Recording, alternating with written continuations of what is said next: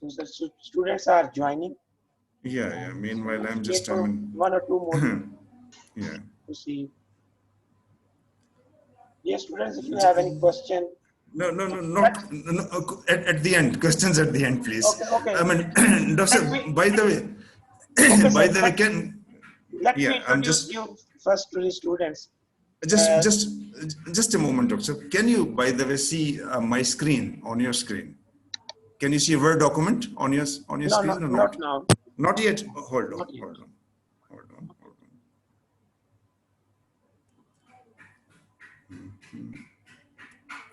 Now, Doctor, can you see? Yes, sir. Now we can see. Okay, that's good. Okay, now let me just I just Let open it. Let me introduce. Now you can.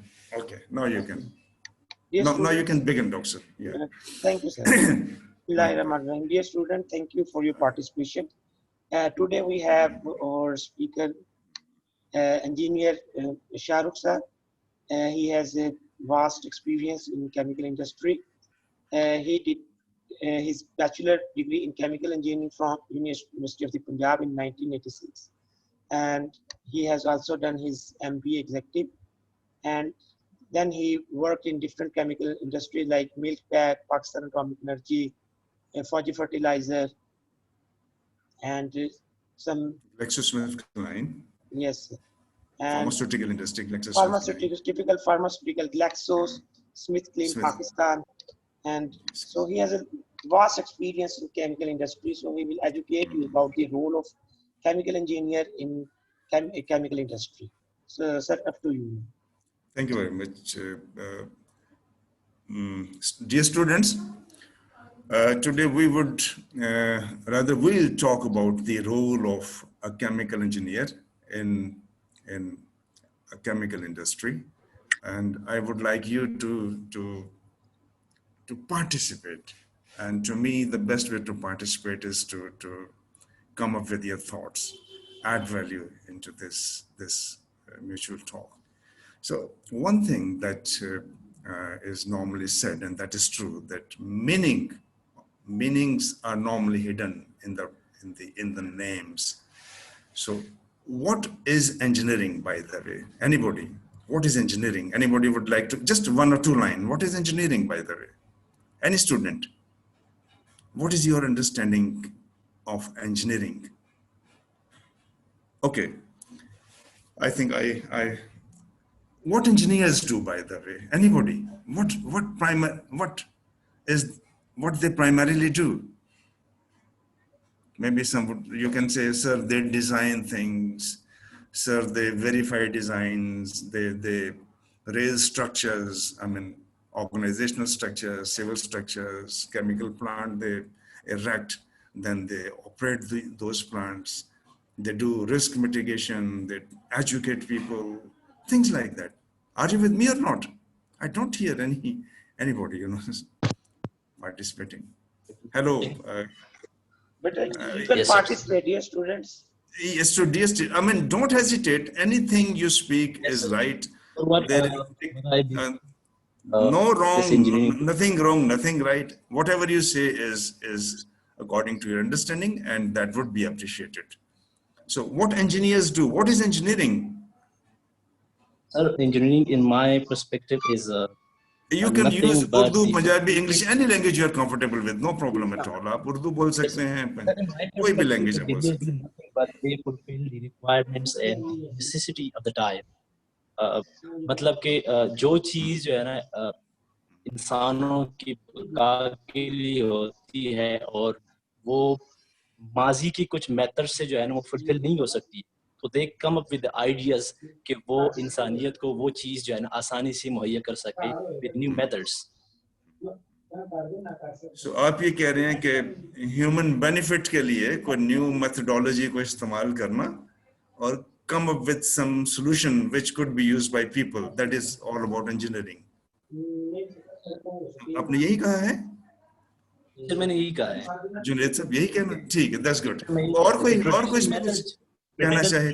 Method जब खत्म हो जाए तो फिर ये जो gap fulfil करना होता है, तो मेरे हिसाब से एक एस्पेक्ट आप कह रहे हैं कि जब ये कन्वेंशनल ये जो मटेरियल्स हैं, जो मेथड्स हैं, जब ये जब इनका लाइफ साइकिल पूरा हो जाए तो come up with new solutions making use of resources at hand. That's what you are saying. Yes, sir, exactly. Okay, that's good. कोई और इसमें कोई ऐड करना चाहे वैल्यू और कोई एस्पेक्ट इंजीनियरिंग का बताना चाहे बच्चा कोई. हाँ, कोई और नहीं पार्टिसिपेट करेगा. Anyway let's I mean see paragraph as to what is जो किसी भी engineering. चीज को सर डिजाइन करता है. Oh yes, who design? Normally they design things. Yeah. Anybody else? Okay, let's see. ये you can see ये आप देख सकते हैं ये क्या लिखा हुआ है स्क्रीन पे. Yes. Yes sir.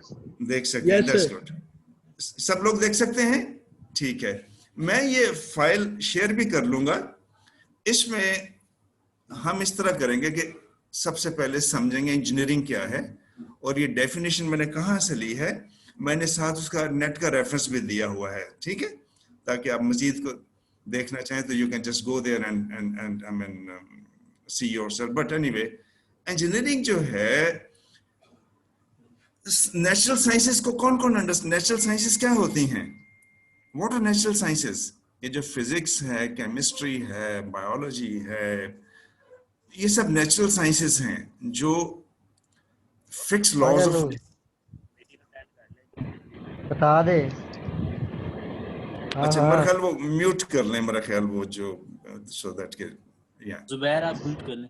वो म्यूट कर लें ताकि जब वो अगर बैकग्राउंड जो नॉइज है वो ना आए. राइट. अच्छा, एनीवे, तो जो नेचुरल साइंसेस हैं, अर्थ साइंसेस हैं, बायोलॉजिकल साइंसेस हैं, इनको और मैथमेटिक्स को मिला के इंजीनियर जब कोई सॉल्यूशन पेश करता है, जो काम करता है, जो चीज डिजाइन करता है, तो ये इंजीनियरिंग है. इंजीनियरिंग क्या है? मैथमेटिक्स और साइंसेस का combination just to come up with some engineering solution. तो अगर आप ये देखें सेकंड पैरा में जो हमने सारी बातचीत अभी की है, इंजीनियर्स डिजाइन करता है, वो जो डिजाइन रिपोर्ट्स हैं उनको इवैल्यूएट करते हैं, फिर उस डिजाइन के हिसाब से फिर वो जो चीज को डेवलप करते हैं, इंस्टॉल करते हैं, उनकी इंस्पेक्शन करते हैं, और based on all this they come up with something, some products, some system या सम प्रोडक्ट जो है वो एक जनरेशन उसकी या क्रिएशन अमल में आती है. ये इंजीनियरिंग है. ये समझ आई? यहां तक सबको समझ आ गई? अब जो इंजीनियरिंग का जो शोबा है, दैट्स ग्रेट. अब इंजीनियरिंग का जो शोबा है, वो भी सिस्टम एक वो उसने पंप ना पंप का मीटर भेजे, वो 21,500 का है. और अभी हम वो मीटरिंग नहीं कर सकेंगे क्योंकि कंस्ट्रक्शन भी हो रही है. ये किसी ने, आई थिंक कोई somebody needs to mute him in this, you know, mic. Anyway, thank you. Engineering जो है, engineering is divided into various disciplines, right? और chemical engineering जो है वो engineering का एक discipline है. तो chemical engineer क्या होता है, वो क्या करता है? Let's see that. आइए देखते हैं.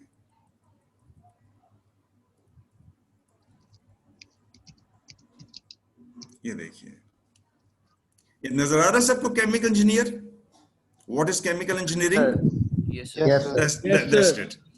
तो केमिकल इंजीनियरिंग जो है वो मटेरियल्स को, रॉ मटेरियल्स को कन्वर्ट करना into a product that is good for use as a commercial product.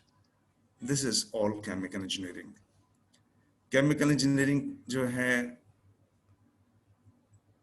Food industry में केमिकल इंजीनियर्स काम करते हैं, एनर्जी सेक्टर में काम करते हैं, क्लॉथ इंडस्ट्री में काम करते हैं, रिफाइनरी में काम करते हैं, फर्टिलाइजर में काम करते हैं, पॉलिएस्टर में काम करते हैं. हर वो केमिकल इंडस्ट्री जहाँ पे रॉ मटेरियल को कन्वर्ट किया जाता है into a final product which is of commercial value, वो केमिकल इंजीनियर जो हैं हर उस इंडस्ट्री में एक की रोल में या की पोजीशन में अपना काम सर अंजाम देते हैं. ये बात समझ आ गई? जी सर, जी सर. ये सब करने के लिए इंजीनियर को फिर वो प्रोसेस जो है वो डिजाइन करना पड़ता है।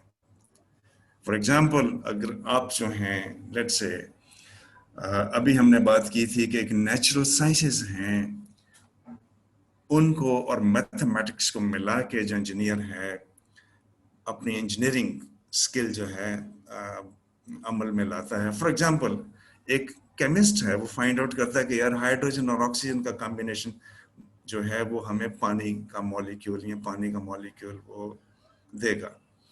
अब हमें चाहिए रोज का 100 टन पानी, क्लीन पानी लेट्स से। अब वहां पे फिर इंजीनियर का काम आ जाएगा कि हाँ यार, ये एक फिक्स लॉ ऑफ नेचर है कि hydrogen plus oxygen equal to water. Now I am required to put this thing into practice कि मुझे रोज का 100 टन ऑफ वाटर जनरेट करना है, तो मैं क्या करूं, राइट? अब ये रॉ मटेरियल है, हाइड्रोजन है, ऑक्सीजन को जिसको उसने कन्वर्ट करना है पानी में। ये करने के लिए what he would do, he would design process design करेगा सबसे पहले, यही करेगा कि सीधा प्लांट पे आ Yes, जाएगा, sir. प्लांट बनाना शुरू कर देगा। सबसे पहले उसको Process design. प्रोसेस को Process डिजाइन design. करना, दैट्स राइट, उसको प्रोसेस डिजाइन करना पड़ेगा, which is called planning, right? उस सारा प्रोसेस वो जो है वो डिजाइन करेगा, फिर उस डिजाइन को जो है वो वेरीफाई करवाएगा। वो भी केमिकल इंजीनियर्स ही करेंगे, उसके अंदर कोई चेंजेस हैं, कोई इंप्रूवमेंट्स हैं, वो भी केमिकल इंजीनियर्स ही करेंगे। और फिर उस प्रोसेस डिजाइन जब वो लॉक हो जाएगा, वेरीफाई हो जाएगा, उसके हिसाब से फिर वो जो है प्लांट की कंस्ट्रक्शन का काम शुरू होगा। ये बात समझ आ गई है? Yes sir. राइट। अच्छा, अब मैं इसको पढ़ देता हूं जो लिखा, the chemical engineering is all about changing raw materials into useful products such as वगैरह वगैरह, जो अभी हमने सुन लिया। प्रोसेस डिजाइन करेगा। अब जब प्रोसेस डिजाइन करेगा तो अभी किसी ने जिस तरह वो जो शुरू में जिस तरह वो मटेरियल्स की बात की थी, तो उसको जब प्रोसेस डिजाइन करेगा तो उसको उसके जो कंस्ट्रक्शन के लिए मटेरियल्स को भी डिफाइन करना पड़ेगा कि कौन से मटेरियल्स ऑफ कंस्ट्रक्शन यूज किए जाएंगे, जस्ट टू डिजाइन और just to make which component और विच प्रोसेस और विच रिएक्टर और which part of the system. लेकिन ये सब कुछ करते हुए केमिकल इंजीनियर का फोकस होता है कि प्रोसेस वो डिजाइन किया जाए जिसके अंदर सेफ्टी हो, एनवायरमेंटल प्रोटेक्शन हो और मिनिमम हैजर्ड या मिनिमम रिस्क हो। तो प्रोसेस डिजाइन करना और एक सेफ प्रोसेस को डिजाइन करना, ऐसा प्रोसेस के which is in line with the requirements of environment, health and safety, this is the primary purpose of और the primary job of a chemical engineer. तो अगर हम इन्हें कहें कि सबसे पहले प्रोसेस डिजाइन करना है और सेफ प्रोसेस डिजाइन करना है, और सेफ प्रोसेस कौन सा है, which is according to the EHS standards. ये बात क्लियर हो गई? Yes, sir. यस। यहां तक कोई सवाल कोई है पूछना चाहे तो पूछ सकता है। No question? आगे चलें? Yes sir. That's great. ये जो पैराग्राफ है सबने रीड कर लिया है एवरीबॉडी? Yes sir. ठीक है, हम आगे चलते हैं।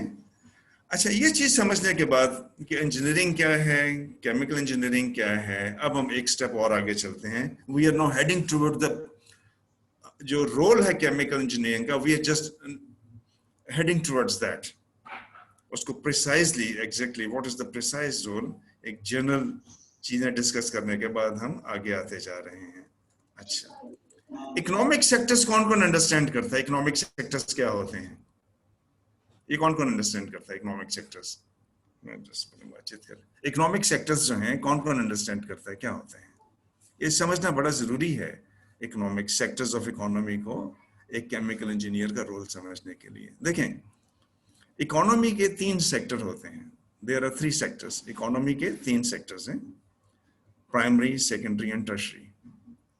और इनका ताल्लुक है कि कोई एक सेक्टर जो नेचर ने जो रिसोर्सेज जो जनरेट किए हैं, कौन उसके कितना करीब है। पहला जो सेक्टर है वो नेचुरल रिसोर्सेज के बिल्कुल करीब है, यानी जमीन से ओर निकालना, जमीन से तेल निकालना, एक्सट्रैक्शन, ये प्राइमरी सेक्टर कहलाएगा। फॉरेस्ट्री, फिशरी, ज़राअत, ये सारा प्राइमरी सेक्टर में आ जाएगा कि जो नेचुरल रिसोर्सेज जो हैं, जो इस प्लैनेट पे या इस सिस्टम के अंदर जो नेचुरल रिसोर्सेज मौजूद हैं, उनको एक्सट्रैक्ट करना for use either as engineering material or as a product for or as a raw material for subsequent refinery and using as a final product. Primary sector समझ आ गया सारों को? Yes sir. Primary Yes, sector sir. वो है, primary sector वो है कि जो जमीन के जो नेचुरल रिसोर्सेज मौजूद हैं, जमीन के अंदर गोल्ड है, कॉपर है, डिफरेंट न्यूक्लियर मटेरियल्स हैं, स्टोन्स हैं, मेटल्स हैं, एलिमेंट्स हैं, सब जो पहला सेक्टर जो है, अब सीमेंट बनाने के लिए आपको और निकालनी होगी, जो पहला जो सेक्टर है, पहला जो क्ले निकालना होगा फॉर एग्जांपल, जो पहला जो सेक्टर है वो जो इन रिसोर्सेज के नजदीक है, इनको जो एक्सट्रैक्ट करने का काम कर रहा है, वो प्राइमरी सेक्टर कहलाएगा। हम देखेंगे कि इस प्राइमरी सेक्टर में कौन सी इंडस्ट्रीज आती हैं। ये बात क्लियर होगी? Yes, sir. That's it. अब हम चलते हैं सेकेंडरी। जो सेकेंडरी सेक्टर है इकोनॉमी का, मैं बात करूं, उसके बाद मैं शेयर कर लूंगा स्क्रीन, उस पर लिखा होगा सारा कुछ। मैं ये जो फाइल है, मैं ये डॉक्टर शहजाद को भेज भी दूंगा, तो आप इसको वो शेयर कर लेंगे आपसे। जो सेकेंडरी सेक्टर है इकोनॉमी का, उसका काम ये है कि जो प्राइमरी सेक्टर जो चीज एक्सट्रैक्ट कर रहा है, उसको कन्वर्ट करना या प्योरीफाई करना। ये समझ आ गई? Is it clear? Yes, sir. अभी हमने Yes, it देखा is कि clear. दो सेक्टर हैं इकोनॉमी, तीन, अभी तक हमने तीन में से दो सेक्टर्स की बात की। We talked of two of the three sectors of economy. Primary sector, which is closest to the naturally occurring resources, and that people in that sector or engineers who are engaged in the industry in that sector, their primary work is to extract those resources, those elements, those materials which are abundant or naturally occurring around. और जो secondary sector है economy का, उसके अंदर वो industry आती है जो प्राइमरी सेक्टर का जो आउटपुट है वो इसका इनपुट बनेगा, वो इस रॉ मटेरियल को यूज करेंगे to convert into the product. For example, जमीन से ऑयल एक्सट्रैक्ट करना जो है, रिगिंग एंड ड्रिलिंग जो है, वो एक प्राइमरी सेक्टर है। और उस क्रूड ऑयल से, पेट्रोलियम से रिफाइनरी में पेट्रोल बनाना, केरोसिन बनाना, डीजल ऑयल को फ्रैक्शनेट करना, ये सेकेंडरी सेक्टर की इंडस्ट्री होगी। ये बात समझ आ गई? Yes sir. Yes, sir. इसके बाद है थर्ड सेक्टर। थर्ड सेक्टर जो है, दैट रिप्रेजेंट्स सर्विस सेक्टर, जिसके अंदर कंसल्टेंट्स, डिजाइनर्स और ये प्रोसेस डिजाइन करने वाले लोग, टीचर्स, ये बैठे हुए हैं। तो तीन सेक्टर्स हैं, primary sector, secondary sector and tertiary sector. Primary sector के अंदर जो अल्लाह ताला ने रिसोर्सेज रखे हैं, उनको एक्सट्रैक्ट करना। दूसरे सेक्टर के अंदर जो इंडस्ट्री है, जो इंजीनियर्स हैं, वो जो रिसोर्सेज, वो जो रॉ मटेरियल्स प्राइमरी सेक्टर वाले निकालते हैं, उनको प्योरीफाई करते हैं या यूजेबल हालत में लेके आते हैं। और थर्ड सेक्टर के अंदर जो लोग बैठे हुए हैं, इंजीनियर्स बैठे हुए हैं, वो सर्विसेज दे रहे हैं in the form of consultancy, in the form of design firms, in the form of educators, etcetera etcetera etcetera. ये तीन सेक्टर समझ आ गए इकोनॉमी के? Yes sir.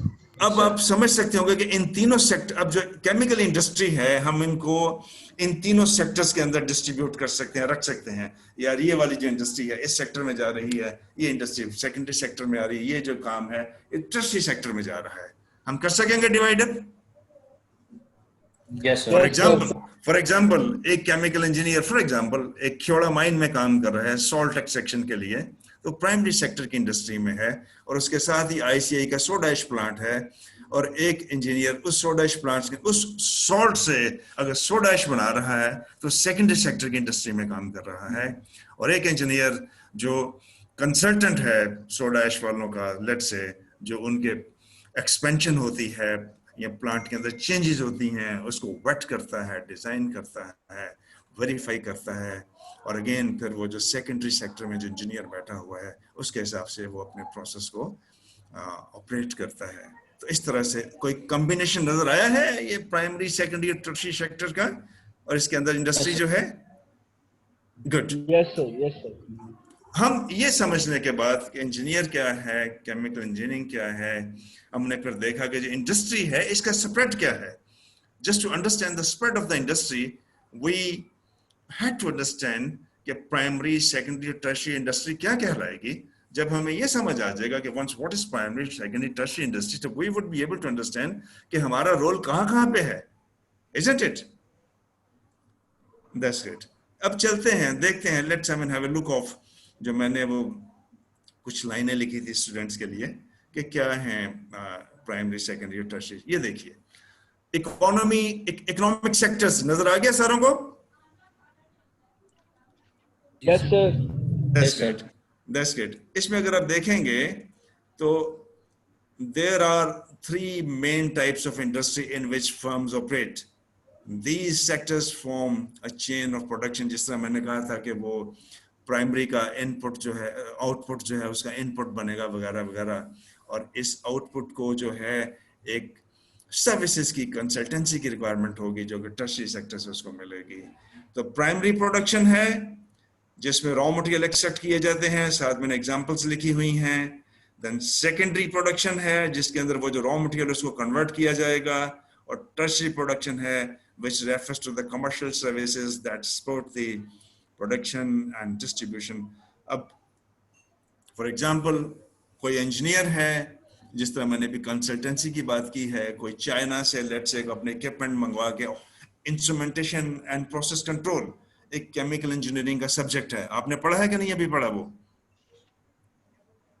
सर इस सेमेस्टर में पढ़ेंगे आगे से. अच्छा पढ़ेंगे. लेट्स से कि आप इंजीनियरिंग करने के बाद जो है एक कंसोर्शियम, कोई chemical engineer water treatment plant जो है वो इंपोर्ट करना शुरू करता है और यहाँ पे वो इंडस्ट्री को सप्लाई करना शुरू करता है.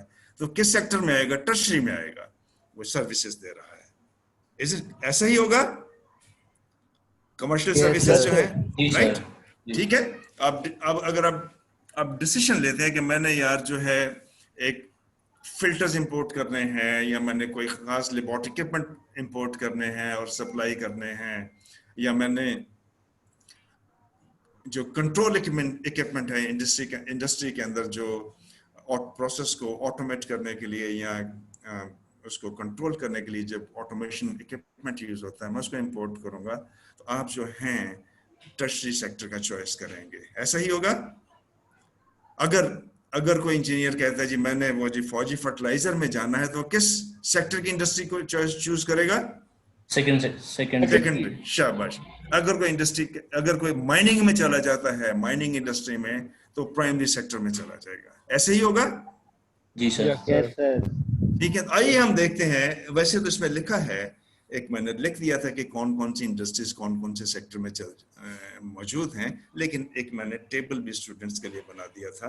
ये मेरी बातें समझ आ रही है आपको? हम एक लॉजिकल वे में चल रहे हैं आगे कि नहीं चल रहे? Yes, sir. Yes, sir. Yes, sir. Yes, sir.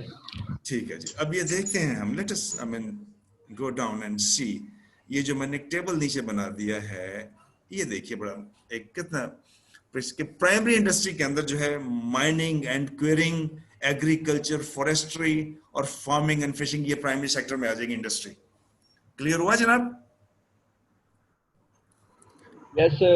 Yes, sir. Secondary sector में जो इंडस्ट्री आएगी उसमें मैन्युफैक्चरिंग आएगी. प्राइम की यहाँ से जो रॉ मटेरियल निकलेगा, जैसे क्ले निकला और उसको मैन्युफैक्चरिंग सीमेंट वाले से मैन्युफैक्चर कर रहे हैं, सीमेंट प्रोसेस करते हुए, ठीक. पावर जनरेशन आ जाएगा, यूटिलिटीज आ जाएंगी और कंस्ट्रक्शन आ जाएगी. ये जो इंडस्ट्री है ये सेकेंडरी सेक्टर में आएगी. अब जितनी अभी हमने चंद एक प्लांट्स का नाम लिया, पॉलिएस्टर का नाम लिया, फर्टिलाइजर का नाम लिया, रिफाइनरी का नाम लिया, डेयरी का नाम लिया, वो सारी यहाँ पे मैन्युफैक्चरिंग में आ रही हैं, सेकेंडरी सेक्टर में आ रही हैं. हमें ये जो शेखुपुरा रोड पे या जो किसी भी हतार में या यहाँ पे जो कह लीजिए वो क्या रायवंड में जो इंडस्ट्रियल एक सेक्टर है, सुंदर जो है, इसमें जो इंडस्ट्री नजर आ रही, सुंदर एस्टेट है, या और भी जो हमें इस इंडस्ट्रीज नजर आ रही हैं, वो ज्यादातर जो मैन्युफैक्चरिंग इंडस्ट्रीज हैं इस सेक्टर से बिलोंग करती हैं. वो फार्मास्यूटिकल कहाँ पे आएगी बाय द वे? मैन्युफैक्चरिंग में आएगी यहाँ पे, मैन्युफैक्चरिंग में, क्योंकि रॉ मटेरियल को कन्वर्ट कर रही है ना वो. ठीक है ना जी? Yes, sir. तो केमिकल इंजीनियर जो है एक प्राइमरी सेक्टर में जा सकता है, एक मैन्युफैक्चरिंग इंडस्ट्री में जा सकता है, और एक टर्शरी सेक्टर में जा सकता है, जहां पे जाके वो, मैंने अभी बात की है, वो इंपोर्ट एक्सपोर्ट का काम कर सकता है, अपनी कंसल्टेंसी चला सकता है, या एज ए टीचर टीचिंग। अब आपके जो टीचर्स हैं वो किस सेक्टर में बैठे हुए हैं? Tertiary sector. में sir tertiary Tertiary sector sector में। में, sir. That's right. और अलोंग साइड वो रिसर्च एंड डेवलपमेंट का भी अगर कोई टीचर काम कर रहा है, तो एक सेक्टर इसमें रिसर्च एंड डेवलपमेंट भी है, जो मैंने यहाँ पे नहीं दिखाया है, तो वो भी सॉर्ट ऑफ जो है इसी टर्शरी सेक्टर में ही आ जाएगा, क्योंकि सर्विसेज है, अभी वो प्रोडक्ट उनका रियलाइज नहीं हुआ, जस्ट दे आर डूइंग, एक प्लानिंग स्टेज में है अभी, वो they are just experimental stage पे है, तो वो भी टर्शरी सेक्टर में ही आएगा कि बेस्ड ऑन देयर वर्क फिर वो जो है काम सेकेंडरी या प्राइमरी को मिलेगा। ऐसा ही होगा? Yes, sir. That's great. तो अभी यहां तक इफ कोई चीज ना समझ आई हो, कोई क्वेरी हो, तो that can be raised. Doctor साहब, आपको कोई क्वेरी हो या कोई आपको फीडबैक यहां तक हो तो? नहीं सर, बहुत शुक्रिया आपका, बिल्कुल लॉजिक के साथ कर रहे हैं, और मेरा ख्याल स्टूडेंट भी काफी इंटरेस्ट ले रहे हैं। ठीक है। कोई किसी स्टूडेंट का कोई सवाल हो, पूछना चाहे, मैं ये फाइल भेज दूंगा डॉक्टर साहब को, तो उनसे फिर ले सकते हैं आप ये फाइल। मैं अभी यहाँ पे शेयर कर लेता हूँ, ये चैट में डाल। फंडामेंटली हमने जो इंडस्ट्री को क्लासिफाई किया वो इकोनॉमिक सेक्टर में किया है। बच्चे अपना नाम बताओ पहले। जी सर, जुनेद नाम है। जुनेद बोल रहे हो? अच्छा, can I see you, if I could see you? Junaid is I can see it. Yeah, Junaid Bangash. जी सर, बंगश। Junaid Bangash जी। जुनेद साहब, सर मैं ये कह रहा था कि अभी तक जो हमने किया भी है, और फंडामेंटली हम इंडस्ट्रीज को इकोनॉमिक सेक्टर के वाइज डिवाइड करते हैं। इसको आप इकोनॉमिक सेक्टर्स या इंडस्ट्रियल सेक्टर्स भी कह सकते हैं। तो केमिकल इंजीनियर जो हैं, चूंकि बहुत ज्यादा उनका फोकस उसमें, सॉरी एक वर्ड आई थिंक मिसिंग है इकोनॉमिक्स का, कि केमिकल इंजीनियरिंग का फोकस जो है डिजाइन करते वक्त एनवायरनमेंट, हेल्थ एंड सेफ्टी के साथ इकोनॉमिक्स भी होता है। Unless your design is economic, you can produce in an economic way your, I mean, अगर उस इकोनॉमिक वे में आप प्रोड्यूस नहीं कर सकते, तो वो डिजाइन है that is of no value at all. All your work, all your engineering work is meaningful, is of some use, as long as it holds some economic basis. It can be justified on economic reasons. अगर economic reasons पे काम justify नहीं हो सकता, तो वो काम is never going to be commercialized.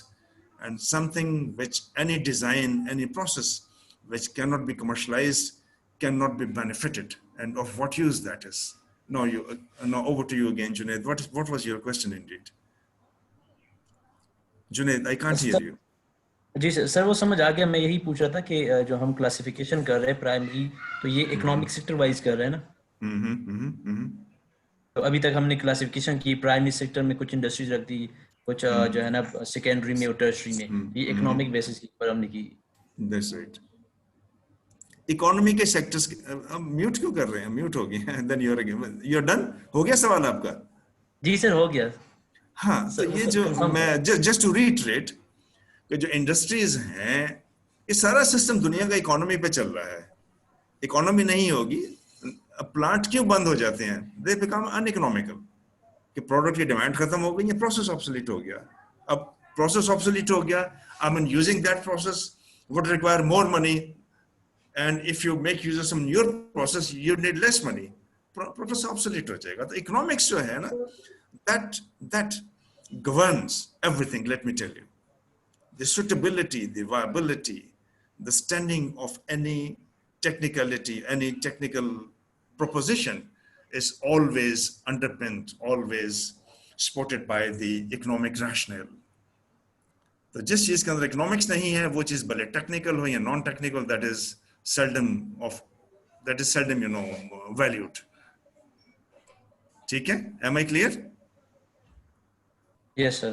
मैं एक प्रोसेस डिजाइन करता हूँ। लेट्स से अभी हमने बात की है कि लेट्स से हम एक वाटर प्योरिफिकेशन का प्लांट लगाते हैं, वाटर को प्योरीफाई कर रहे हैं, and when we purify water we consume more energy, we need more labor, and eventually the cost of water, let's say drinking water we produce is higher, nobody is going to purchase our water, our product, तो हम अपना plant नहीं चलाएंगे, बंद पड़ा होगा, ऐसे ही होगा ना,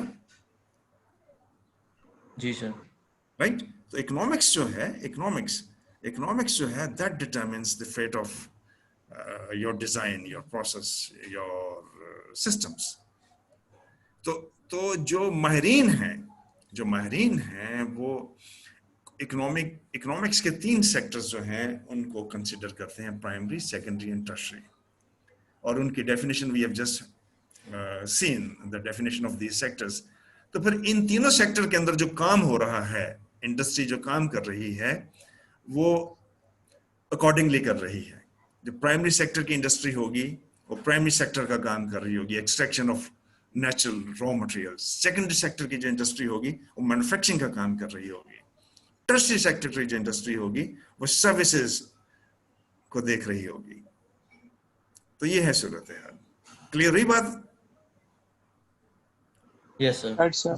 इसी तरह से आप देखते होंगे कि यार इस वक्त कौन सा सेक्टर है जहां पे मैं देख रहा हूँ कि फ्यूचर ब्राइट है, जहां पे काम हो रहा है, या गवर्नमेंट का फोकस ज्यादा है, गवर्नमेंट यहाँ पे मशीनरी ला रही है, एक्सपेंड कर रही है, और अगले 20-30 साल में ये जो सेक्टर है इसके अंदर बड़ा काम होना है. ये चीज देखते हुए you can choose a line, you can choose an industry, you can choose an organization कि हाँ यार ये जो सेक्टर है इसकी बस ये आगे चल के 2-4 साल के बाद ये जो सोलर पैनल का खत्म हो जाना, मैं ऐसी इंडस्ट्री नहीं ज्वाइन करूँ. Just giving you hint. So these are the things which can help you even choose the right direction, even choose the right industry. Now, having seen that के sectors of industry और sectors of economy क्या हैं, हम एक step आगे चलते हैं. Can we move forward now? कोई सवाल में क्वेरी तो नहीं किसी की? No, sir. एनीबॉडी? कोई बाकी लोग भी सर? मैं नाम लेता हूं. क्यों जी? जो मैं देख रहा हूं, उसामा साहब आप सुन रहे हैं मुझे? Mister Usama, can you hear me? Yes sir. आपने कोई सवाल पूछना है? नहीं सर. मैं राना गोहर साहब आपकी मैं फोटो देख रहा हूँ, आप कोई सवाल पूछना चाहेंगे? सर मैं एक पूछना चाहता हूँ. राना गोहर, अच्छा कौन? जुनैद पूछना चाह रहे हैं? जी सर. अच्छा जी जुनैद पूछिएगा. सर एक तो आपने बहुत बड़ी क्लासिफिकेशन हमने बता दी, प्राइमरी, सेकेंडरी, टर्शरी. इसके अलावा हम जो डाउन स्ट्रीम प्रोसेस और अप स्ट्रीम प्रोसेस की भी एक टर्म यूज करते हैं क्लासिफिकेशन के लिए विद इन इंडस्ट्रीज. तो वो अभी ठीक है सवाल ये करना या फिर बाद में कर लेते हैं? कर लें पूछ तो इसके बेस पे हम कैसे क्लासिफाई करते हैं कि अपस्ट्रीम इंडस्ट्रीज या प्रोसेसेस या डाउनस्ट्रीम? वो देखें ना, अगर वो एक स्ट्रीमलाइन फ्लो का अगर आप वो जो एनालॉजी यूज करें, तो अभी मैंने शुरू में कहा था कि जो प्राइमरी सेक्टर है इसका आउटपुट जो है वो सेकेंडरी का इनपुट बनता है. आपने सुना होगा. जी सर. मैंने कहा था ना. तो ये जी सर आपने कहा था. तो अपस्ट्रीम जो है सेकेंडरी के अपस्ट्रीम प्राइमरी आ रहा है, और सेकेंडरी के डाउनस्ट्रीम जो है, या सम टाइम यू कह लीजिए कि पैरेलल जो है, अगर आप ये यूं बना लीजिए, आप इस तरह कर लीजिए, अगर कि मॉडल में बना सकूं कि 2 ब्लॉक बना लीजिए पैरेलल में और एक ब्लॉक नीचे बना लीजिए. First block would be your primary sector and second block would be your secondary sector, और नीचे का जो ब्लॉक है वो पैरेलल में दोनों सेक्टर को ऑल अलोंग सपोर्ट कर रहे हैं, वो that is your tertiary sector. ठीक है? प्राइमरी और सेकेंडरी सेक्टर जो है वो अपस्ट्रीम और डाउनस्ट्रीम तो हो सकते हैं. जो टर्शरी सेक्टर है वो पैरेलल में दोनों सेक्टर को सर्विस दे रहा होता है. एक कंसल्टेंट है और प्राइमरी सेक्टर को भी दे रहा होगा और सेकेंडरी को भी दे रहा होगा. तो you can have just 2 blocks, और नीचे यू हैव पैरेलल एक्सपोर्ट. जो tertiary sector, that is a support sector, you can say that is a support to the primary as well as the secondary sector. बिल्कुल. Am I clear or not? Yes sir. क्यों जी doctor साहब, आपको मेरी बात clear हुई है? जी सर बिल्कुल ठीक. अच्छा ठीक. अब चले अगली स्लाइड पे चले डॉक्टर साहब.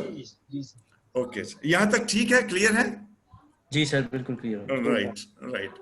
मैं और भी चाहूंगा कि जो बच्चे बच्चियां हैं वो भी सवाल पूछें और पार्टिसिपेट करें, और हो सकता है कि आपके सवाल समटाइम्स इतने बेहतर होते हैं कि एक जो इंस्ट्रक्टर होता है या टीचर होता है उसको भी सीखने का मौका मिल जाता है समटाइम्स आपके अच्छे सवालों से. चलते हैं, मैं दोबारा अपनी स्क्रीन शेयरिंग की तरफ चलता हूँ. तो अच्छा जी, ये हमें टेबल अब नजर आ रहा है जिसको we just have discussed this table, we have discussed this table, जो कि क्लियर हो गया, और इसके अंदर कौन कौन सी इंडस्ट्री है वो भी हमने देख लिया। लेट्स सी आगे क्या है, आगे चलते हैं, एक स्टेप और नीचे चलते हैं। अभी जिस तरह हमने बात की थी, ये सवाल था, तो वो मैंने just for this convenience of students मैंने वो इंडस्ट्रीज के नाम लिख दिए हैं, प्राइमरी सेकेंडरी और उसके नीचे। ये बेनिफिशियल है स्लाइड ये वाली? Yes, sir. प्राइमरी सेक्टर में अब कोई बंदा कोल है, मेटल्स हैं, रॉक्स हैं, स्टोन्स हैं, जमीन से पेट्रोलियम एंड गैस जो है, या रबर जो प्लांट से उसका नेचुरल रॉ मटेरियल एक्सट्रैक्ट किया जाता है, तो ये जो इंडस्ट्री है प्राइमरी सेक्टर में आ रही है। सेकेंडरी सेक्टर के अंदर रिफाइनरी है, ऑयल रिफाइनरी की बात करो, शुगर रिफाइनरी भी इसके अंदर आ जाएगी, फाइन फर्टिलाइजर है, पॉलिएस्टर है, पेपर एंड पल्प है, ग्लास है, सीमेंट है, लेदर है, न्यूक्लियर है, उसके बाद फूड सेक्टर आ जाएगा, स्टार्च एंड ग्लूकोज आ जाएगा, एडिबल घी वगैरह आ जाएगा, शुगर आ जाएगा, डेयरी मिल्क आ जाएगा, फार्मास्यूटिकल आ जाएगा, मेडिसिन वगैरह, ये सारी सेकेंडरी सेक्टर की इंडस्ट्री है। हम देखेंगे कि इसके अंदर क्या रोल है, उसके अंदर क्या रोल, उसके हम देख लेते हैं आगे चल के। ये क्लियर हो गई बात कि नहीं हुई? Yes, sir. That's excellent. तो इसी तरह से टर्शरी के अंदर जो है कंसल्टेंसी आ गई, टीचिंग आ गई, ट्रेड एंड कॉमर्स आ गया, जिसकी भी हमने बात की थी कि आप जो है कोई इक्विपमेंट वगैरह इंपोर्ट कर रहे हैं, एक्सपोर्ट कर रहे हैं, वो ट्रेड एंड कॉमर्स में आ जाएंगे, वो टर्शरी सेक्टर के इंजीनियर्स कहलाएंगे। आपने देखा होगा अक्सर इंजीनियर्स जिन्होंने ज्वाइन की हुई हैं एज ए सेल्स इंजीनियर, एक सेल्स इंजीनियर जो है किस सेक्टर में होगा? सर टर्शरी तो हम उसको, अगर एक इकोनॉमिस्ट है वो प्राइमरी सेकेंडरी टर्शरी बोलेगा, तो मैं एज एन इंजीनियर हम उसको सर्विस सेक्टर कह लें, इसको मैन्युफैक्चरिंग सेक्टर कह लें, और उसको आप प्राइमरी को जो है आप उसको एक्सट्रैक्शन सेक्शन कह लीजिए, ठीक है? तो प्राइमरी सेक्शन जो है वहां पे एक्सट्रैक्शन का काम होगा, सेकेंडरी सेक्टर के अंदर जो है मैन्युफैक्चरिंग का काम होगा, और जब थर्ड सेक्टर में इंजीनियर जाएगा तो एज ए सर्विस इंजीनियर का रोल एज्यूम करेगा। जब मैन्युफैक्चरिंग में आएगा तो एज ए मैन्युफैक्चरिंग इंजीनियर का रोल एज्यूम करेगा। जब पहले सेक्टर में होगा तो एज ए एक्सट्रैक्शन इंजीनियर का वो रोल एज्यूम करेगा। ये बात क्लियर हो गई? ये देखिए, आपकी जो ज्यादातर इंडस्ट्री है वो मैन्युफैक्चरिंग में आ रही है, ठीक है? Yes, sir. Yes, sir. चलते हैं अगले स्लाइड पे चलते हैं। ये इंफॉर्मेटिव है ये स्लाइड्स के नहीं है, just to understand the role. Yes, sir. बहुत ठीक है जी, आगे चलते हैं, लेट्स मूव फॉरवर्ड। अच्छा जी, अब ये चीज समझने के बाद मैंने एक ये स्टूडेंट्स के लिए एक ये बनाया है डॉक्यूमेंट। लेट्स से कि जो इसमें जो सेकेंडरी सेक्टर है, जो मैन्युफैक्चरिंग सेक्टर है, वो ज्यादातर इंजीनियर्स को एब्जॉर्ब करता है। ज्यादातर इंजीनियर्स जो हैं वो सेकेंडरी सेक्टर में चले जाते हैं, जो देखने में आया है पाकिस्तान में, ठीक है? तो जब आप एक ऑर्गेनाइजेशन को ज्वाइन करते हैं तो बिजनेस ऑर्गेनाइजेशन का एक मॉडल है which I have made for the students, and this picture shows how an industry works. In an organization, in an industry,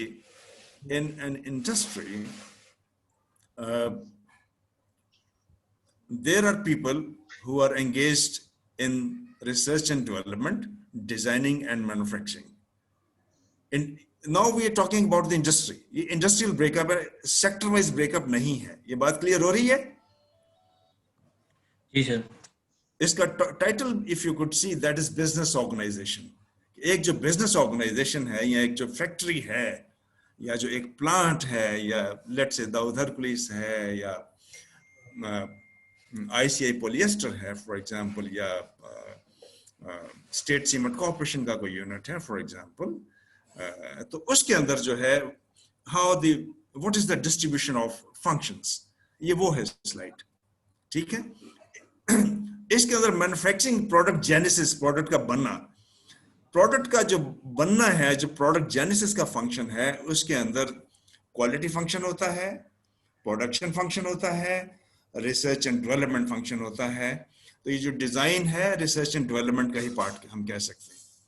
तो किसी इंडस्ट्री के अंदर या किसी प्लांट पे जब आप जाएंगे तो उसमें जो इंजीनियर्स जो हैं या जो शोबा जो है या जो फंक्शन है जिसका ताल्लुक प्रोडक्ट बनाने से है, उस बिगर यूनिट के अंदर 2-3 डिपार्टमेंट हो सकते हैं। मैन्युफैक्चरिंग डिपार्टमेंट हो सकता है जिसका काम होगा प्लांट को ऑपरेट करना, क्वालिटी डिपार्टमेंट हो सकता है जिसका काम होगा जो उन्होंने मैन्युफैक्चर किया है उसकी क्वालिटी को टेस्ट करना और क्लियर करना, पास करना, और एक डिजाइन फंक्शन या डिजाइन डिपार्टमेंट हो सकता है या R&D डिपार्टमेंट हो सकता है जो एक रेगुलरली इंप्रूवमेंट के और डिजाइनिंग के अंदर जो इंप्रूवमेंट है या जो प्रॉब्लम, जो डे टू डे प्रॉब्लम्स आती हैं प्लांट के ऊपर, उनको एड्रेस करने के लिए काम कर रहे होंगे इंजीनियर्स। ये सारे इंजीनियर्स जो हैं प्रोडक्ट जेनेसिस या प्रोडक्ट मैन्युफैक्चरिंग का पार्ट कहलाएंगे। ये बात क्लियर होगी? Yes sir. तो जब आप किसी इंडस्ट्री को ज्वाइन करेंगे तो आप प्लांट ऑपरेशन में जा सकते हैं जो कि मैन्युफैक्चरिंग में आ गया। आप जो है उनके डिजाइन, रिसर्च एंड डेवलपमेंट में जा सकते हैं, रिसर्च एंड डेवलपमेंट में जा सकते हैं, और क्वालिटी फंक्शन में भी जा सकते हैं, प्रोवाइडेड के उस अदारे में क्वालिटी फंक्शन के अंदर भी दे हायर इंजीनियर्स। ये बात क्लियर हो गई? Yes sir. गुड। उसके बाद जब ये प्रोडक्ट बन जाएगा, once the product is manufactured, तो इस प्रोडक्ट को जो है कस्टमर तक पहुंचाना होता है जिसको डिस्ट्रीब्यूशन कहते हैं। This is distribution. जब प्रोडक्ट जो है, once manufacturing engineer has manufactured product, then that product is to be distributed to the customer. ये जो प्लांट के अंदर या उस अदारे के अंदर ये जो डिपार्टमेंट है, इस डिपार्टमेंट को डिस्ट्रीब्यूशन डिपार्टमेंट कहते हैं। ये भी बात क्लियर हो गई? तो जो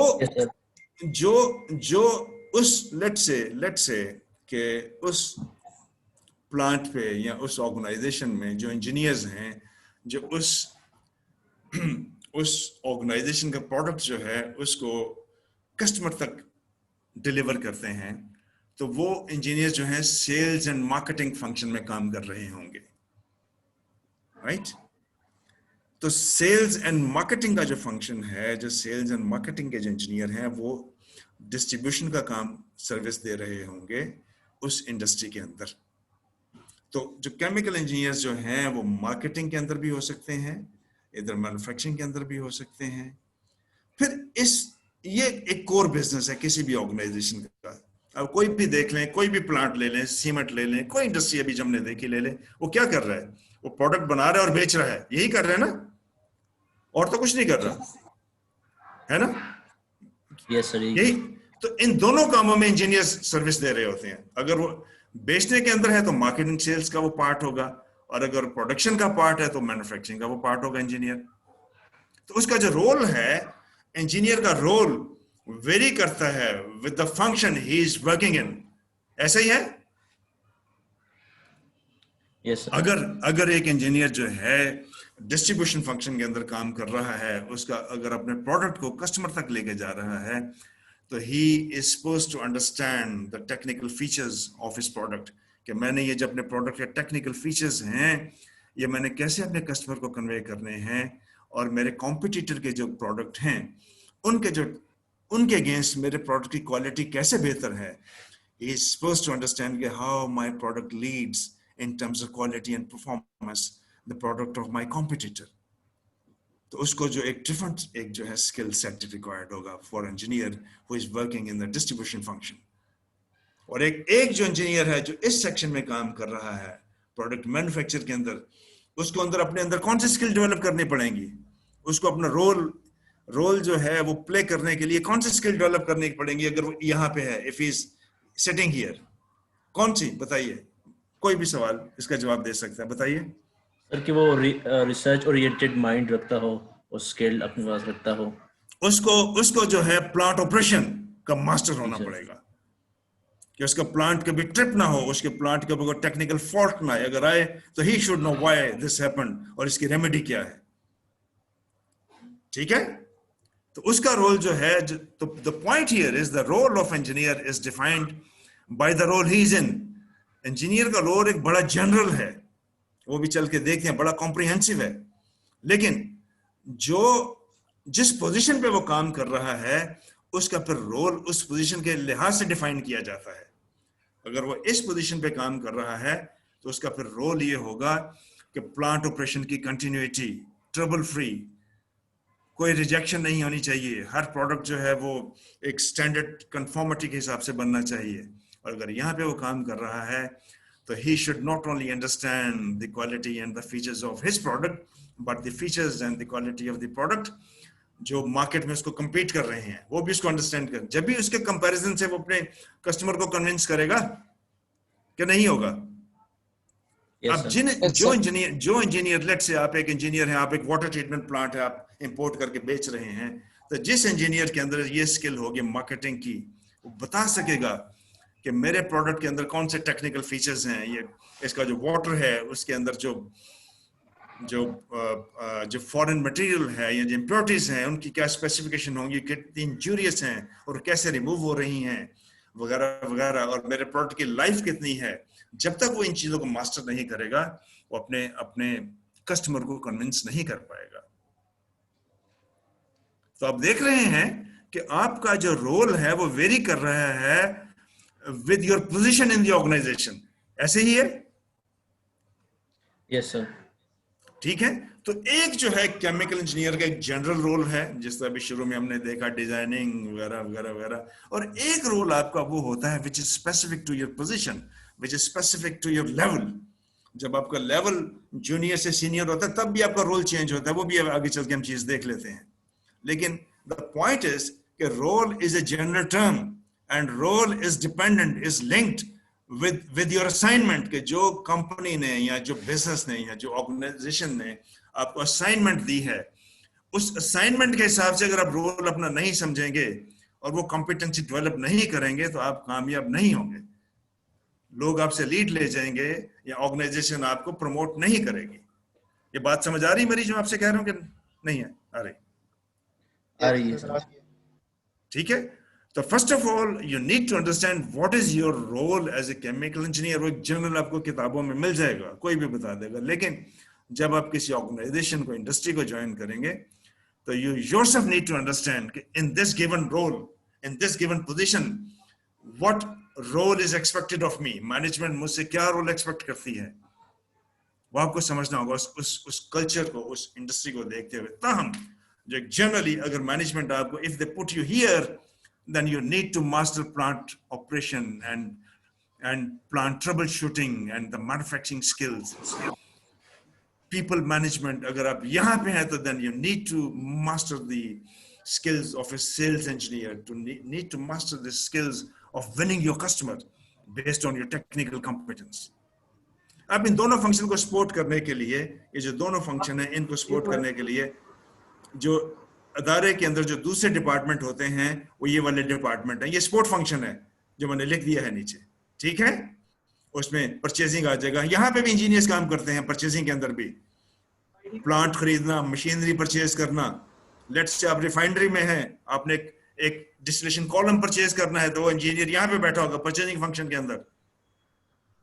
और अगर आप परचेजिंग फंक्शन के अंदर बैठे हुए हैं तो इवन देन आपको, जिस तरह भी किसी ने कहा था मटेरियल ऑफ कंस्ट्रक्शन, उस यूनिट का रोल, उस यूनिट का फंक्शन और उसके टेक्निकल फीचर्स, उसके साथ associated environment and health and safety के फीचर्स, तो आप वो डिजाइन परचेज करेंगे, वो यूनिट परचेज करेंगे जो कंप्लायंट हो with regard to the standards of environment, health and safety and your legal standard. Governments जो होती हैं हर कंट्री की, उन्होंने EHS के स्टैंडर्ड एक डिफाइन किए होते हैं कि आपको कोई भी यूनिट है, फॉर एग्जांपल एक बॉयलर आप जनरेट कर रहे हैं, परचेज कर रहे हैं, या आप एक जनरेटर परचेज कर रहे हैं, तो इसकी जो फ्लू गैसेस हैं वो जो आप एनवायरनमेंट में रिलीज करेंगे उनके अंदर कार्बन मोनोऑक्साइड जो है उसका लेवल इतने ppm से ज्यादा नहीं होना चाहिए। तो आप जब वो यूनिट परचेज करेंगे तो आप इंश्योर करेंगे कि मैं जो यूनिट परचेज कर रहा हूँ वो जो मेरे जो रिक्वायरमेंट्स हैं हमारी गवर्नमेंट की,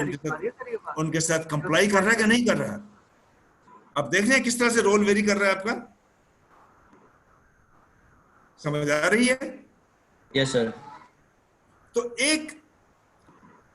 ये एक आपका जिस भी ऑर्गेनाइजेशन में आप जाएंगे तो आप उसको इन 3 सेक्टर में डिवाइड कर सकते हैं। जेनेसिस है, डिस्ट्रीब्यूशन है और एडमिनिस्ट्रेशन है।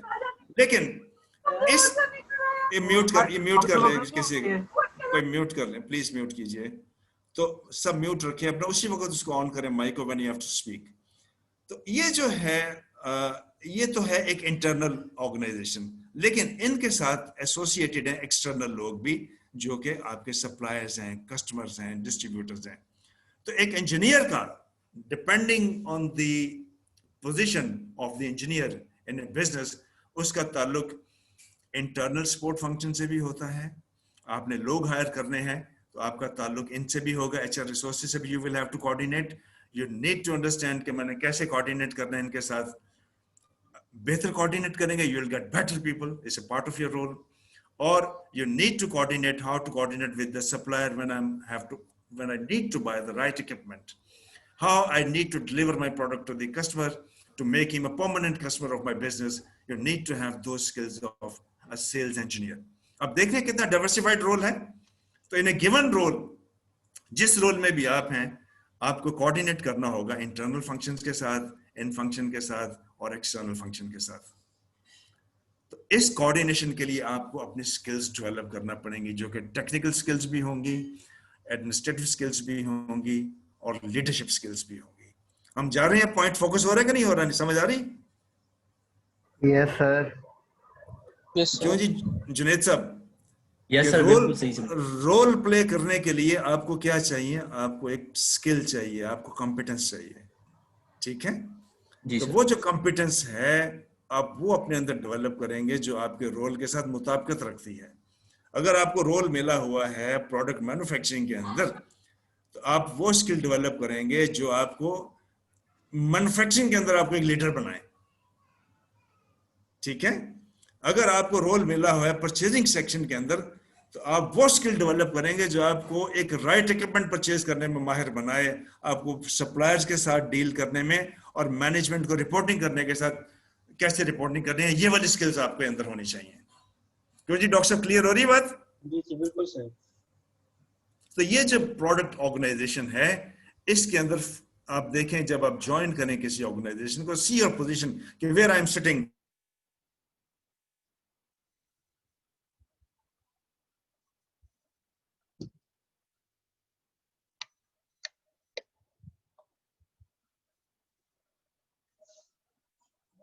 जी मेरा ख्याल है कि इंजीनियर शाहरुख साहब शायद ऑफलाइन हो गए।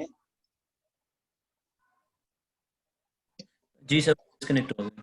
चलो कोई बात जी सर ऑफलाइन हो गए। जी समझ आ रही जी है। माशाल्लाह, वो बड़ा अच्छा सेशन था। मैं जी वेलकम जी डॉक्टर गौरी साहब। जी सर आप कोई बात करना चाहें बच्चों के साथ? जी माशाल्लाह जी, वो जो जो मेरी ऑब्जर्वेशन रही उनके सेशन के साथ, वो यही चाह रहे थे कि कम्युनिकेट करना कि how important the role of chemical engineer is जी जी टू जी run the general role. Process industry. कितना कितना डेलिब्रेट करने की जरूरत है। एक सेकंड, उनके काशिफ की कॉल आ रही है, जी आप जी कंटिन्यू करें डॉक्टर। जी जी। तो बेटा इनकी कॉल आ गई, शाहरुख साहब की कॉल आ गई। जी सर अस्सलाम वालेकुम। जी जी sir no problem issue, we are waiting sir. जी जी जी sir we are waiting sir.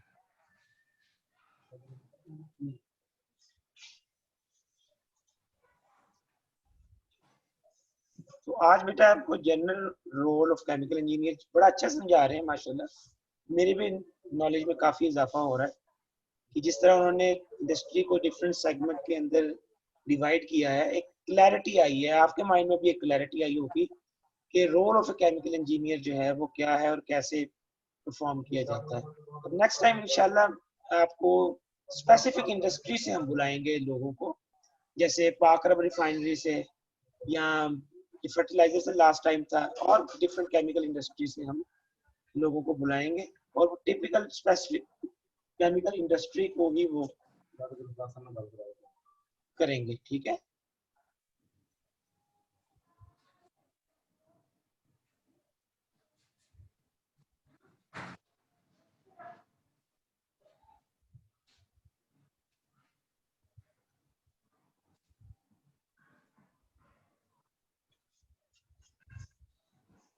इसके अलावा आपको कुछ लोग मुझसे पूछ रहे थे रिपोर्ट के कंटेंट के बारे में, तो मैं दोबारा शेयर कर दूंगा।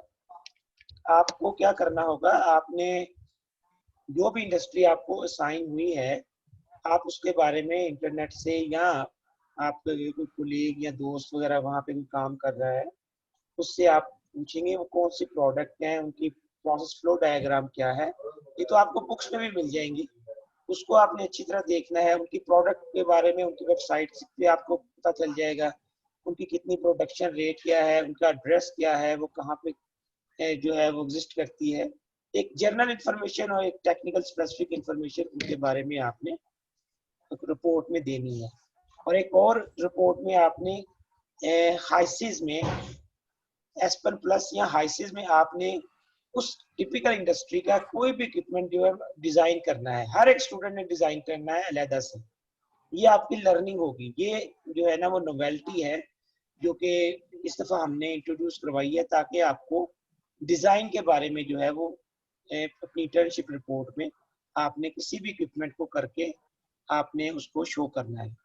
और इसके अलावा नेक्स्ट इसमें हम आपको कुछ प्रॉब्लम देंगे कि फॉर एग्जांपल आपको अगर रिफाइनरी असाइन हुई है तो रिफाइनरी के कोई प्रॉब्लम आपको दिया जाएगा जो कि आप उसका सलूशन बताएंगे, उस रिफाइनरी के उस प्रॉब्लम का सलूशन बताएंगे। या फर्टिलाइजर इंडस्ट्री है, उसका आपको प्रॉब्लम साइन करेंगे, आप उसका सलूशन देंगे। इस तरह आपकी लर्निंग जो है वो इम्प्रूव होगी। और जो आप नहीं जा सके इंडस्ट्री में, इसको हम इंशाल्लाह इस तरह कोप करेंगे कि नेक्स्ट सेमेस्टर में हम सिर्फ और सिर्फ आप ही के जो सेशन है उनके हम टूवर्स जो है ना वो लेके जाएंगे डिफरेंट इंडस्ट्री में। बाकी जो स्टूडेंट है उनके हम होल्ड रखेंगे नेक्स्ट सेमेस्टर के लिए। और नेक्स्ट सेमेस्टर कमिंग सेमेस्टर में हम सिर्फ आप ही को प्रेफर करेंगे इंडस्ट्रियल टूर के लिए। ठीक है, तो ये हमारी तरफ से कुछ कोशिश होगी ताकि जो कोविड की वजह से जो आपका नुकसान हुआ है वो किसी हद तक पूरा हो सके। ठीक है, आपका कोई क्वेश्चन हो तो बेटा आप कर लें, जितनी देर में शाहरुख साहब आते हैं। शाहरुख साहब तो मैं स्क्रीन देख रहा था, तो वो ना मैं उनकी बैटरी जो थी ना वो लो हो जा रही थी। बैटरी वो कह रहे मेरी हाँ, वो मैं अच्छा वो पूरी स्क्रीन पे उनकी स्क्रीन चल रही थी, तो मैं अपना चार्जर को देख रहा था कि वो उसकी तो नहीं है वो बैटरी। वो मैंने फिर देखा वो एकदम इसी तरह से। लेकिन बहरहाल जो जिसको हम कहते हैं ना कि what is the take home message, तो टेक होम मैसेज यही है कि वो कितना हम बेसिकली डेलिब्रेट कर सकते हैं और हमें कितना करना चाहिए in order to you see to achieve something, और कितना अच्छे ग्रिप होनी चाहिए पूरे प्रोसेस में। छोटी छोटी के कहाँ पे हमारी, तो आपको पता है कि ये भी रिस्पॉन्सिबिलिटी होती है कि प्रोसेस की केमिस्ट्री क्या चल रही है और प्रोसेस की इंजीनियरिंग क्या चल रही है, और फिर उसकी एफिशिएंसी, फिर उसकी यील्ड्स, हम हर प्रोसेस को किस तरह से देखें कि वो एक इंजीनियर की अप्रोच हो जो क्या है सुपरलेटिव हर तरह से उसको ग्रिप में हो उसका पूरे का पूरा प्रोसेस प्लान। ये नहीं हो सकता फिर कि भी अगर कोई शाहरुख साहब आ गए, let him speak. Let him complete. Who is speaking? Let him complete first. नहीं, तो मैंने तो देखा है, आपको पता है कि शाहरुख साहब के साथ मैंने अपने यूथ का टाइम हमने गुजारा हुआ, किस तरह से डेलिब्रेट करके ये करते थे कि किसी की जरूरत नहीं होती थी कि हमने जाके ना सीनियर की ना किसी ऐसे की ना यूनियन की। शाहरुख साहब के साथ हमने जाके वो कोई इंटरफेरेंस करनी, तो वो तभी होती थी कि जब आपकी ओवरऑल ग्रिप इतनी मजबूत हो प्रोसेस पे, और तो वो फिर कोई बंदा दूसरी बात नहीं कर सकता। शाहरुख साहब आप प्लीज कंटिन्यू करें जी। थैंक यू डॉक्टर साहब। तो we just were looking at a diagram that depicts the distribution of functions in a business organization, and depending upon the position of an engineer in any of the function, his role becomes specific to his or their position. अगर engineer जो है यहाँ पे है, manufacturing के अंदर है, तो उसको डिफरेंट तरह की टेक्निकल स्किल्स चाहिए होंगी अपने रोल को अपना रोल प्रॉपरली जो है प्ले करने के लिए अगर यहाँ पे है he needs different skill set, और अगर इधर इधर परचेजिंग में है, if he is sitting here then of course he is supposed to understand his role in a different way. अच्छा, ये जो डायग्राम है, किसी कोई ऐसा student who has not been able to understand this diagram, so he can just ask for any clarification right now. कोई ऐसा student है जिसको डायग्राम के बारे में कोई सवाल हो? कोई जी सर। कोई है किसी स्टूडेंट को कोई क्वेरी इसमें? जी जी सर, एक सवाल पूछना था आपसे। हाँ पूछिए, अपना नाम बता दिए पहले। सर कौन बोल शराज रहे हैं? अहमद। शराज बोल रहे हैं जी। शराज मैं, अहमद। जी शराज, मैं आपको let me see you on the screen. अगर देखना चाहूँ Sharaj, where is, I can't see you Sharaj, कहाँ पे हैं? सर राना शराज नाम होगा इसमें। अच्छा Rana ji, yes you just have, okay ji Sharaj, Rana Sharaj. Sir आपने डिस्ट्रीब्यूशन इंडस्ट्री का कुछ बताया है सर, इसमें ये सवाल है मेरा कि एक्सट्रैक्शन सेक्टर में और मैन्युफैक्चरिंग सेक्टर में तो इंजीनियर का रोल बिल्कुल वाज़े तौर पे हमें समझ आ गया, लेकिन सर जब डिस्ट्रीब्यूशन सेक्टर की हम बात करते हैं तो उसमें बिजनेस एडमिनिस्ट्रेशन के प्रोफेशनल्स भी होते हैं, इकोनॉमिक्स के प्रोफेशनल्स भी होते हैं, तो हम उस सेक्टर में अपने रोल को उनके रोल से कैसे सेग्रीगेट करेंगे कि कौन सी लाइन है कि हमारा काम ये है और उनका काम ये है? अच्छा, ये सवाल का एक लास्ट स्लाइड के अंदर जवाब मौजूद है अभी जो मैं शेयर करूंगा, लेकिन मैं because you have asked this question, the point is you need to understand what is your primary role. एक होता है आपका primary role, एक होता है primary responsibility. तो engineer, when engineer is in a distribution function, he is normally promoting his product, is promoting, is building image of the product, and is given the task to sell his product to the customer.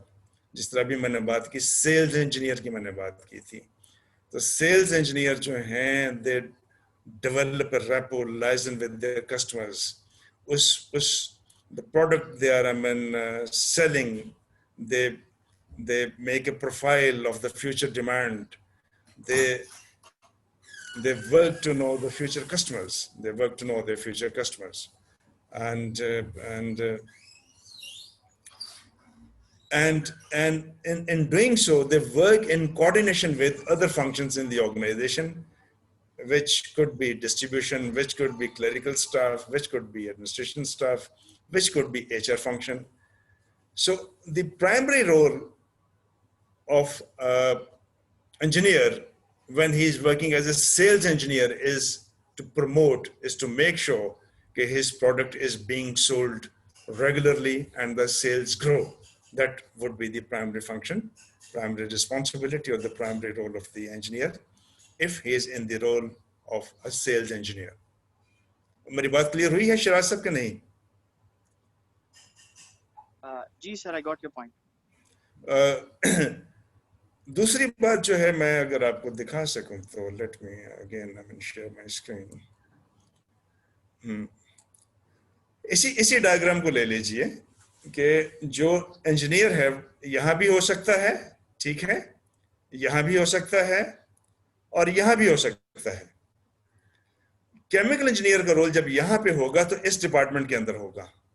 For example, आप Pakistan national refinery में चले जाएं, किसी fertiliser plant में चले जाएं, तो उनके परचेज फंक्शन के अंदर हो सकता है आपको lot of chemical engineer you find in their purchasing unit. ठीक है जी, ये बात समझ आ गई?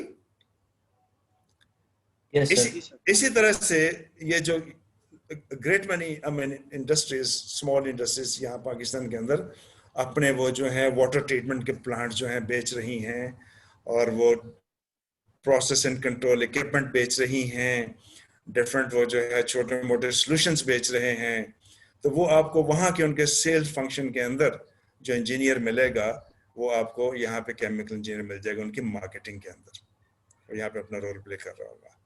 जो मैन्युफैक्चरिंग सेक्टर के इंजीनियर्स हैं वो they would be here doing their role. और इस सारे बिजनेस सेटअप के अंदर और भी फंक्शन होते हैं, अपना अपना काम कर रहे होते हैं। पब्लिक रिलेशन है, जनरल एडमिनिस्ट्रेशन है, लीगल फंक्शन है, आईटी का फंक्शन है, कंप्यूटर वाले, एचआर का फंक्शन है, डिस्ट्रीब्यूशन का फंक्शन है जो ट्रांसपोर्ट वगैरह अरेंज कर रहा होगा. लेट्स से कि आपका product is temperature sensitive and you need a certain, sort of biochemical engineering, you are into some biochemical engineering organization, and your product is temperature sensitive.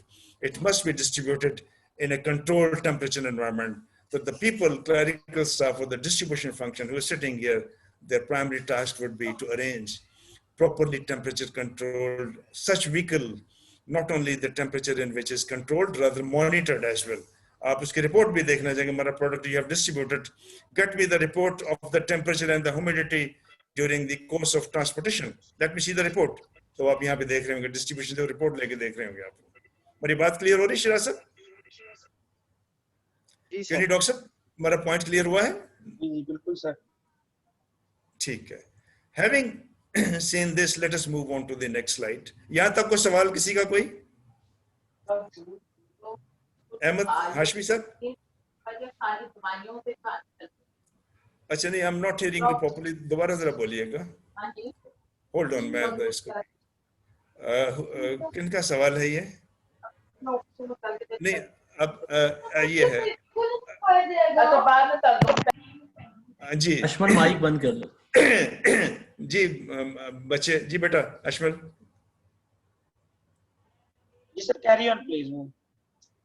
अच्छा, वो मेरे ख्याल माइक बंद हो गया. Okay, let's move on to the next. अच्छा जी, let's move on to the next slides.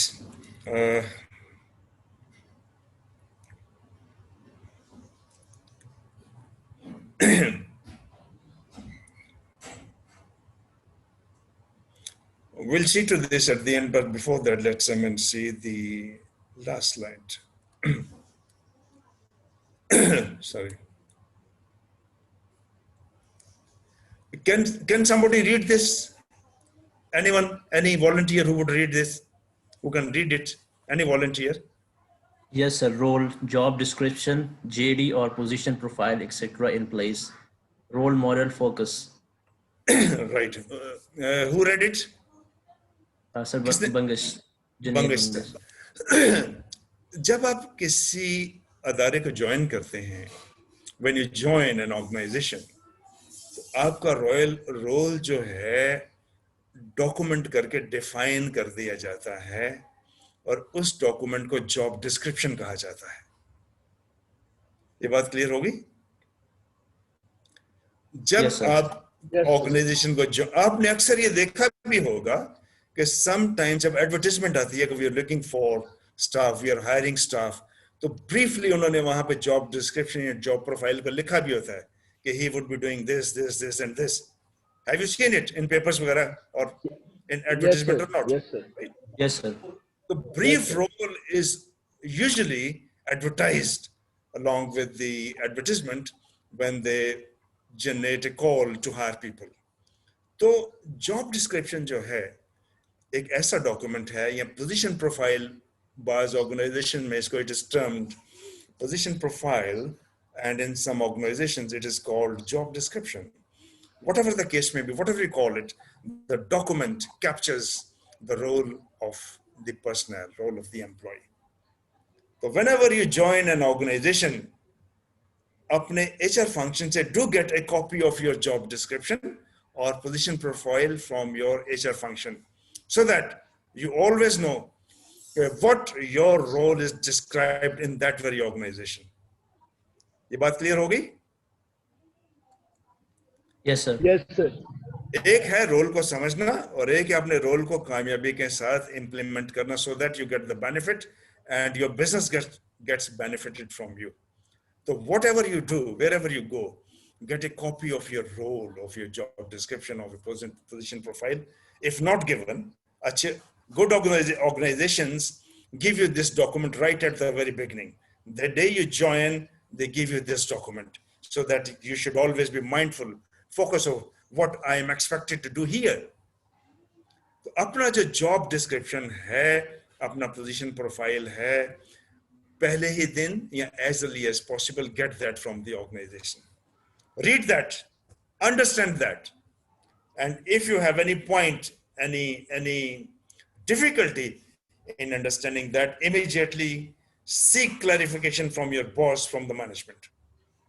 Unless you are clear कि मेरा यहाँ पे role क्या है, your role can vary from organization to organization, जिस तरह अभी हमने discuss किया, right? आप कुछ भी perceive कर सकते हैं कि यार chemical engineer का role शाहरुख साहब ने बताया था, ये होता है, वो हमने पढ़ा, फलां सर ने बताया, लेकिन वहाँ पे जिस business को आपने join किया है, maybe they expect something, they expect more of you. You need to be clear. You need to make sure that what I understand, what my role here is the same as the management expects of me. So get a copy of your job description. उनसे अपनी JD की copy ले लीजिए, उसको thoroughly पढ़ लीजिए, understand कर लीजिए, and if you have any program, any query, any concern, promptly raise that with the management and make sure that you have crystal clear rather understanding of your role in that business. ये चीज समझ आ गई? Yes, sir. Maybe doctor साहब जिस तरह आप हैं, डॉक्टर शहजाद हैं, ये अपने जो भी इनका बॉस है कि सर मेरा पोजीशन प्रोफाइल तो मुझे दें, मेरा जॉब डिस्क्रिप्शन तो मुझे दें. I have not seen that document over a length of years. Let me see what is expected of me here, so that I should prepare myself more on those lines to be of more value for this institution. क्यों जी doctor साहब, ऐसा हो सकता है कि नहीं हो सकता? जी जी बिल्कुल, है ना? तो जो इंजीनियर है उसका जो रोल है वो उसकी जॉब डिस्क्रिप्शन के अंदर और उसकी पोजीशन प्रोफाइल के अंदर लिखा होता है, जो कि कॉपी एचआर फंक्शन में होती है और उसके बॉस के पास भी होती है, और अनफॉर्चुनेटली उस बेचारे के पास नहीं होती. तो you must get that copy on the very first day, so that you must understand what is your role here. Once you understand that role, कि यहाँ पे मेरा ये role है, develop yourself according to that role, in line with that role. ये जो बात है सेंस बना रही है जो मैं कह रहा हूँ? Is it making some sense? Junaid sir? जी सर बिल्कुल. ठीक है. तो एक तो वो है रोल, आपको पता चल गया कि इस मेरा ये रोल है जी, मुझे प्लांट ऑपरेट करना है, प्लांट के अंदर ब्रेकडाउन कोई नहीं होना चाहिए, कोई शटडाउन नहीं होना चाहिए, मुझे अपने स्टाफिंग करनी है, मुझे अपने लोगों को एजुकेट करना है, मुझे मंथली रिपोर्ट बनानी है, मुझे क्वार्टरली रिपोर्ट बनानी है, मुझे जो है इतनी सेविंग जनरेट करनी है, मुझे जो है रॉ मटेरियल की टाइमली प्रोक्योरमेंट इंश्योर करना है. Various lot of things might be written there, right? I need to make sure that I deliver the product to the distribution function as per their forecast, as per their requirement, etc., etc. So many things.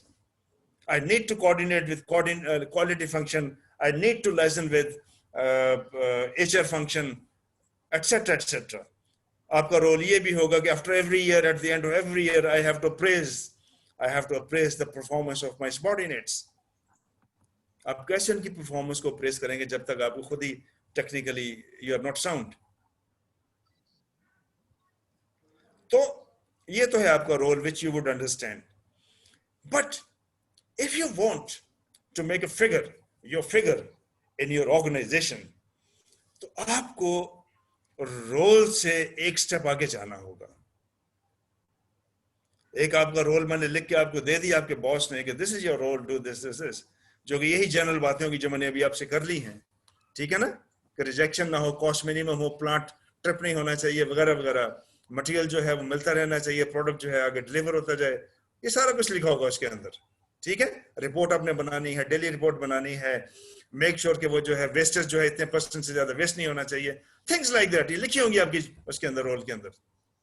लेकिन इस role से आगे जाना, to go beyond the call of your role, to determine to deliver more than what is expected of you, उसको कहते हैं कि role model बनना.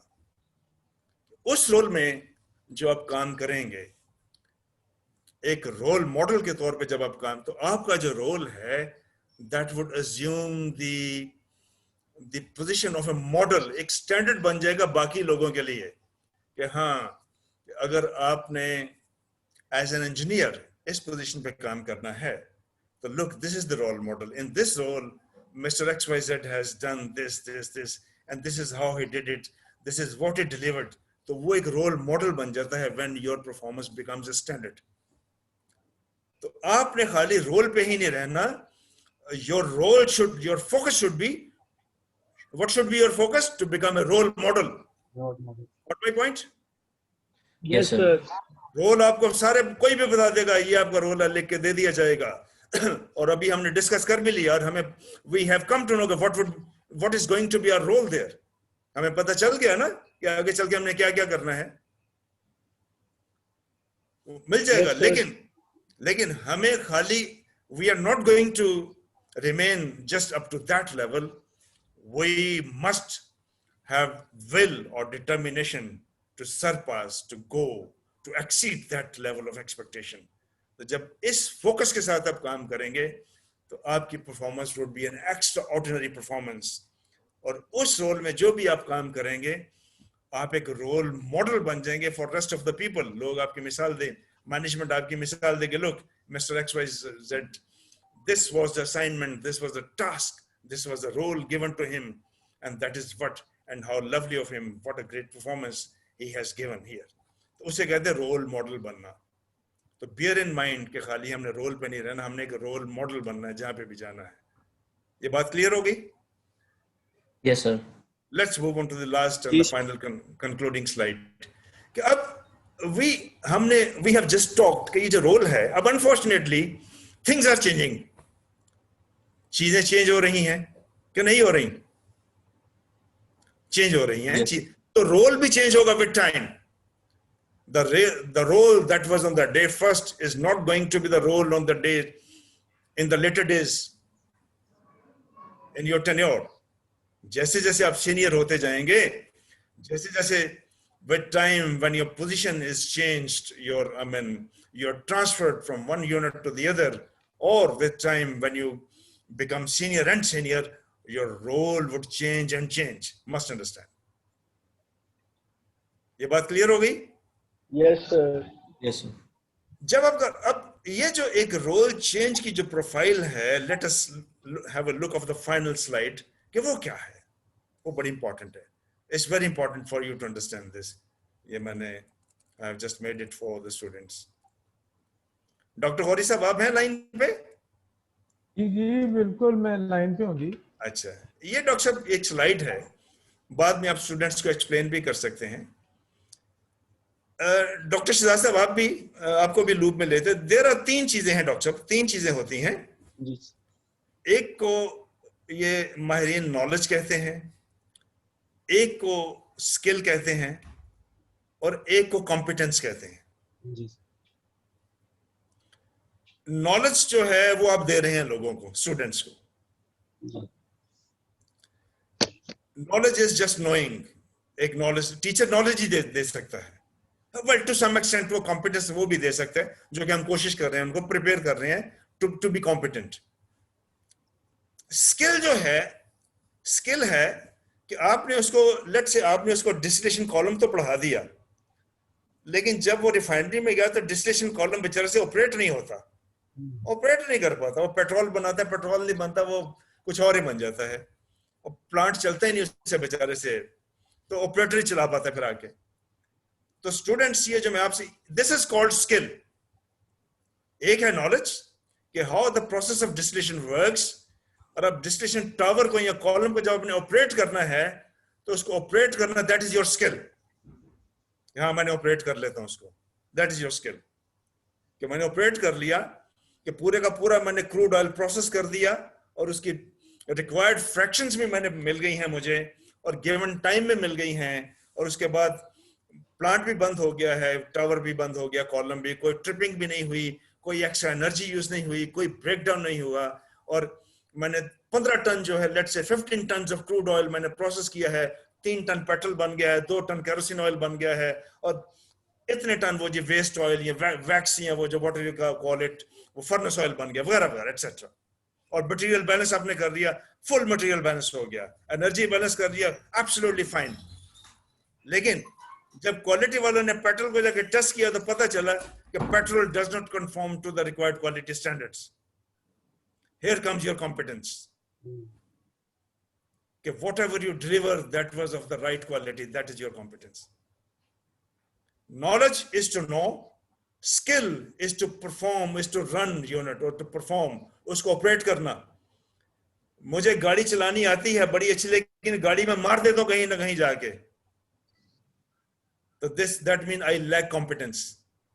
मुझे पता भी है, गाड़ी का नॉलेज भी है, मैं गाड़ी चला भी लेता हूं और बेहतरीन चलाता हूं, ना किसी हम्प के या कोई एक्सीडेंट होता है, ना हॉर्न मिनिमम बजाना पड़ता है, ना ओवर स्पीडिंग करता हूं. तो how well I do, this is my competence. Knowledge is to know, skill जो है उसको ऑपरेट करना. लोग सारे ड्राइवर हैं, सारे स्किलफुल हैं, लेकिन कोई ड्राइवर ऐसा होगा जिसने कभी एक्सीडेंट ना किया होगा, वो कॉम्पिटेंट ड्राइवर होगा, जिसने कभी गाड़ी कहीं नहीं मारी. Got my point? Yes, sir. तो नॉलेज, स्किल एंड कॉम्पिटेंस. तो कॉम्पिटेंस जो है, जिन इंजीनियर्स के पास कॉम्पिटेंस होती है, they rise to the highest level. आप सवाल पूछेंगे, सारे लोग इंडस्ट्री ऑर्गेनाइजेशन ज्वाइन करते हैं, but few rise to the top. जो टॉप पे राइज करते हैं, they do have knowledge, they do have skill, but more than that they do have competence. By competence I mean कि वो deliver करते हैं, वो रिजल्ट देते हैं जो उनके रोल से एक्सपेक्टेड होती हैं, बल्कि उससे ज्यादा वो जो हैं. सॉरी, मेरा वीडियो ऑफ है. I'm just on audio.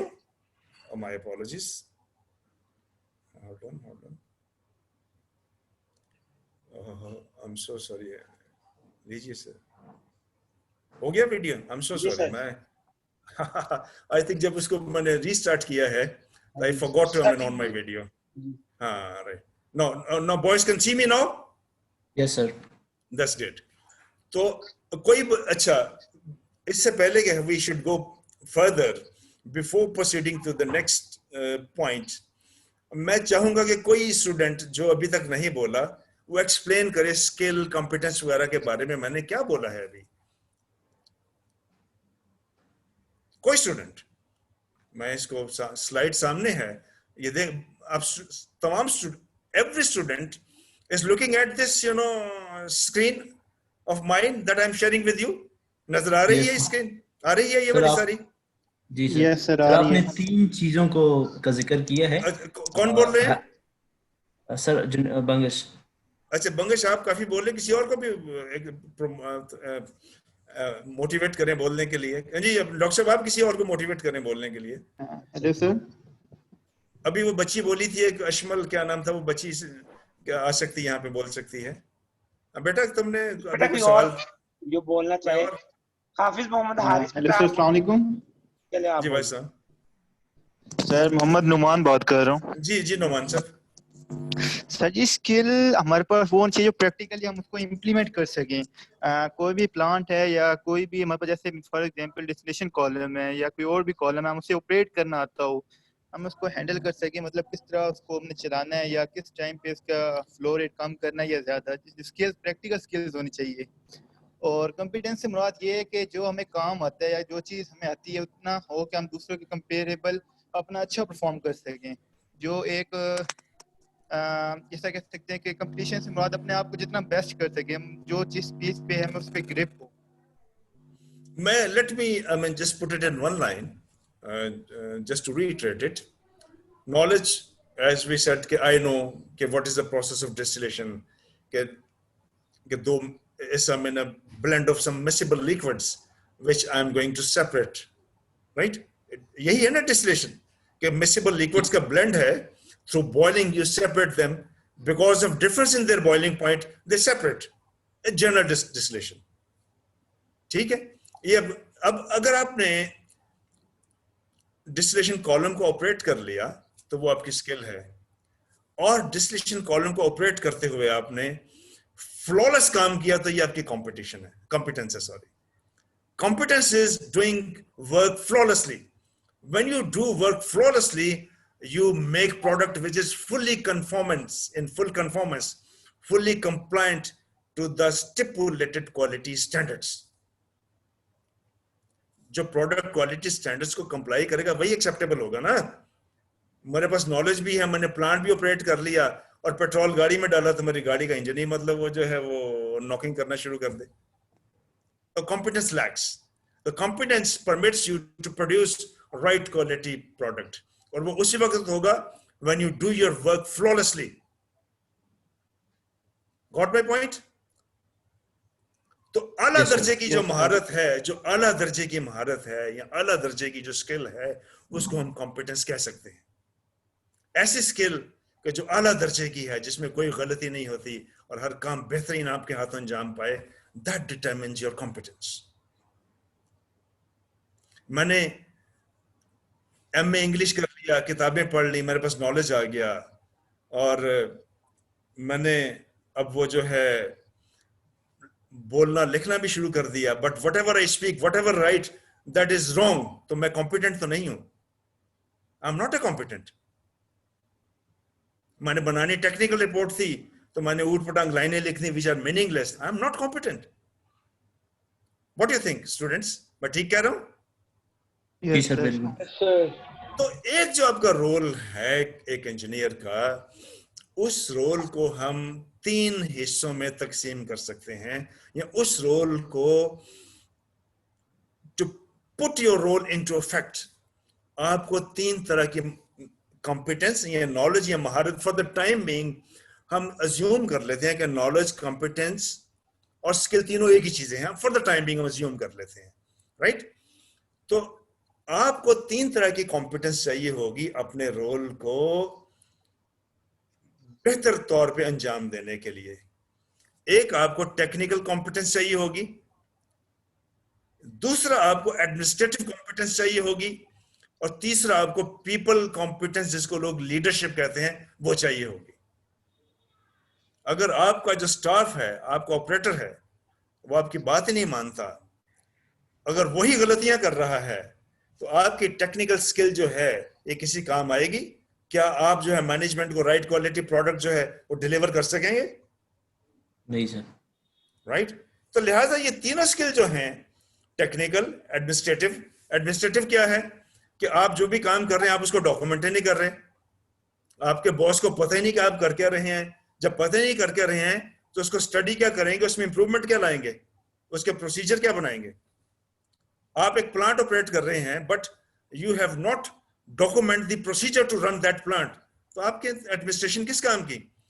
कल को आपका बॉस आपको कहेगा यार ये जो प्रोसीजर है, इसका प्लांट ऑपरेशन है, इसको बेहतर करना है, तो आपके पास डॉक्यूमेंट ही नहीं जिसके ऊपर लिखा हुआ है कि आपने कैसे प्लांट को ऑपरेट करना है, तो आपके इंप्रूव क्या करेंगे? What improvement would you bring about?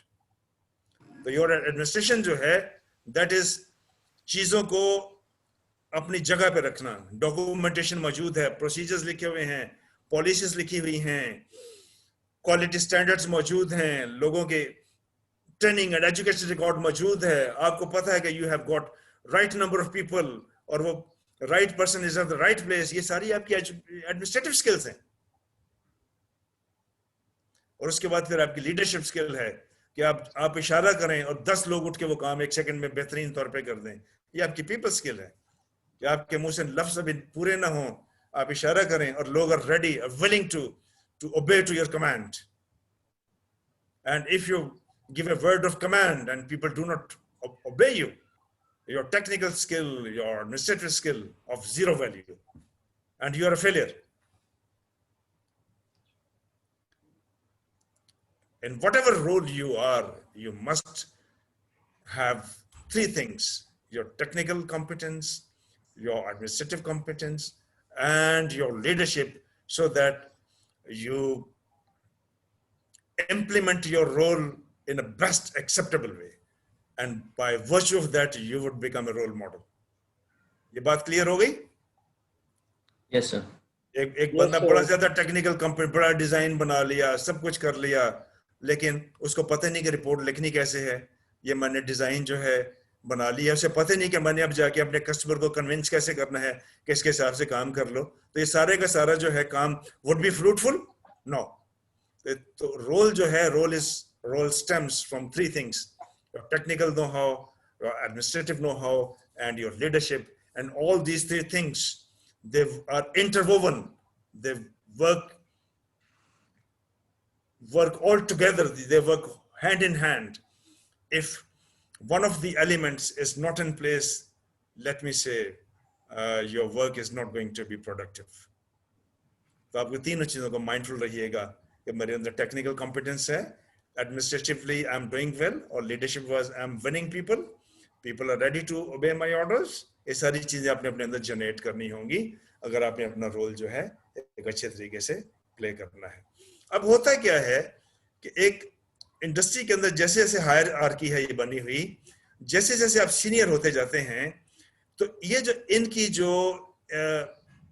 ये जो स्किल्स हैं, इनका एक अपना कह लीजिए रोल या इनकी अपनी रिक्वायरमेंट चेंज होती रहती है।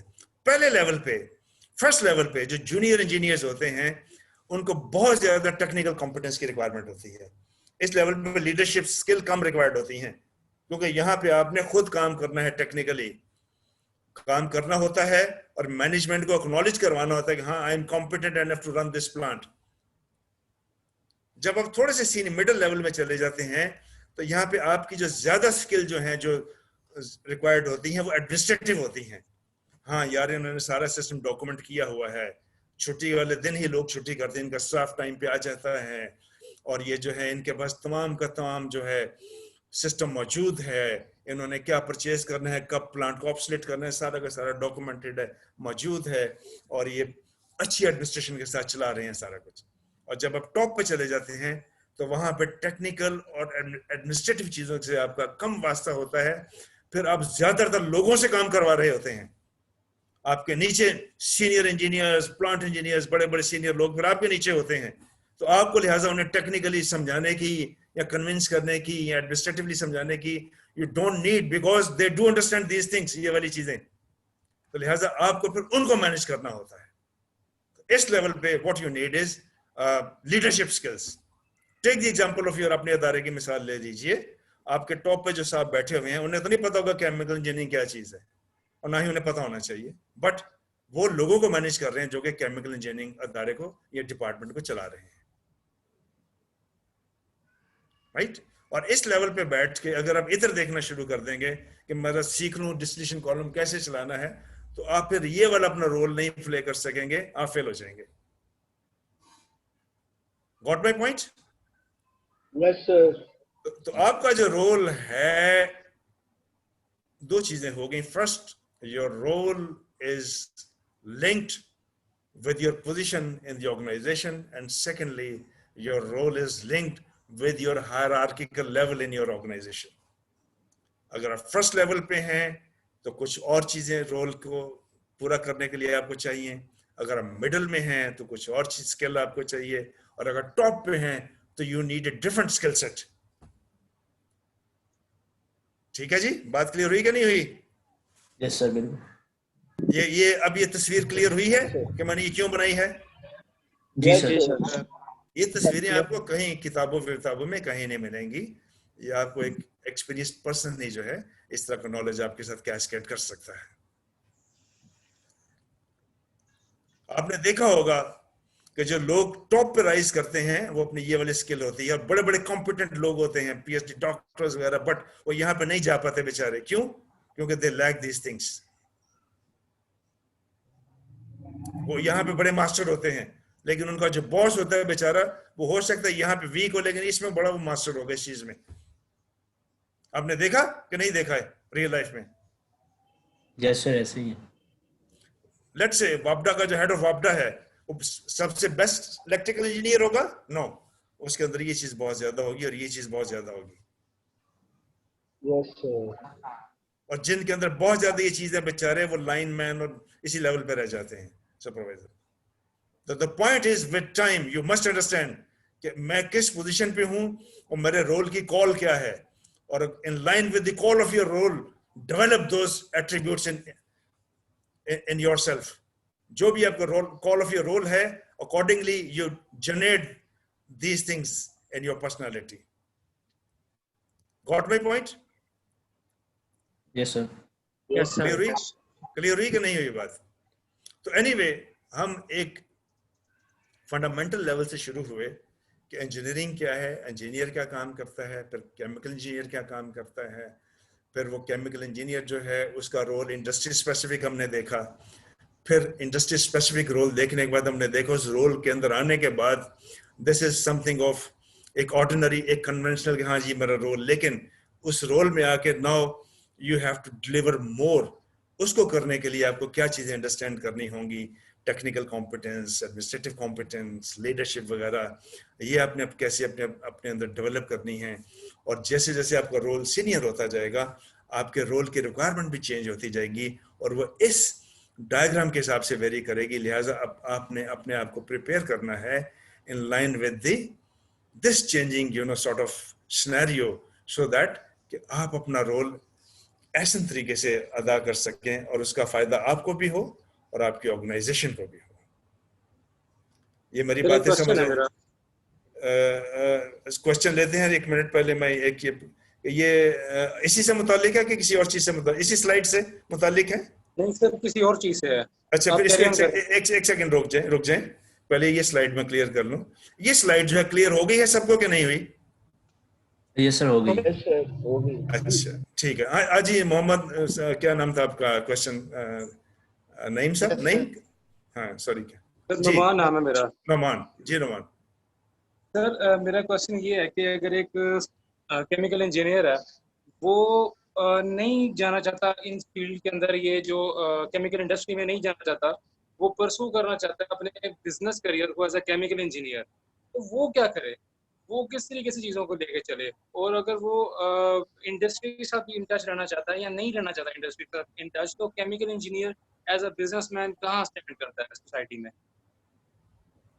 देखिए, इंडस्ट्री के साथ आउट ऑफ टच तो हो ही नहीं सकता केमिकल इंजीनियर।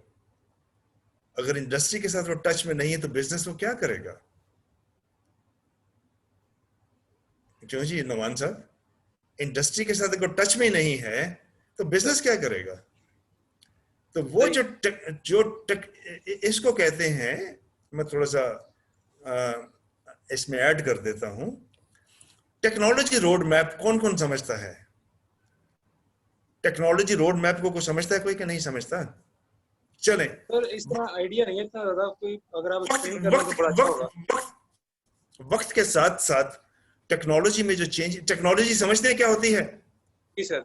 चलें, वक्त के साथ साथ जो टेक्नोलॉजी में चेंजेस आ रही होती हैं, राइट, उनको, या वक्त के साथ साथ जो टेक्नोलॉजी में चेंजेस आ चुकी होती हैं उनको मद्देनजर रख के, और आने वाले वक्त में जो टेक्नोलॉजी में चेंजेस आ सकती हैं, आ रही होती हैं, इसको मैप करने को टेक्नोलॉजी रोड मैप कहते हैं।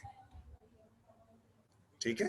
जब एनर्जी का क्राइसिस आया था कई साल पहले, तो लोगों ने मैप किया, यार अब जाके ना कोल से उन्होंने बिजली जनरेट करनी ही करनी है, तो आगे चल के कोल की रिक्वायरमेंट, कोल रिफाइनिंग की या कोल माइनिंग की या कोल जनरेशन जो है उसकी एक रिक्वायरमेंट आनी ही आनी है। और वो टेक्नोलॉजी क्या होगी कि कोल से स्टीम पैदा होगी, स्टीम से देन हम आर्मेचर को रोटेट करेंगे और आगे फिर बिजली बनाएंगे। तो टेक्नोलॉजी रोड मैप है जो किसी एक टेक्नोलॉजी के अंदर जो वेरिएशन आ रही होती हैं वक्त के साथ साथ, उसको दिखा रहा होता है। ठीक है जी? तो टेक्नोलॉजी रोड मैप जो है उसको अंडरस्टैंड करने के लिए बिजनेस का इंडस्ट्री के साथ इन टच रहना बड़ा जरूरी है। कि पहले इंडस्ट्री ये वाली टेक्नोलॉजी फॉलो कर रही थी, अब ये वाली टेक्नोलॉजी फॉलो हो रही है या कमर्शलाइज हो रही है, तो बिजनेस अकॉर्डिंगली ही करेगा ना केमिकल इंजीनियर। जी सर। ठीक है जी? तो केमिकल इंजीनियर जो है अपना नुमान साहब, इंडस्ट्री के साथ आउट ऑफ टच कभी हो ही नहीं सकता। इट इज एब्सर्ड और meaningless to be out of touch with the industry. वो तो फिर यही है कि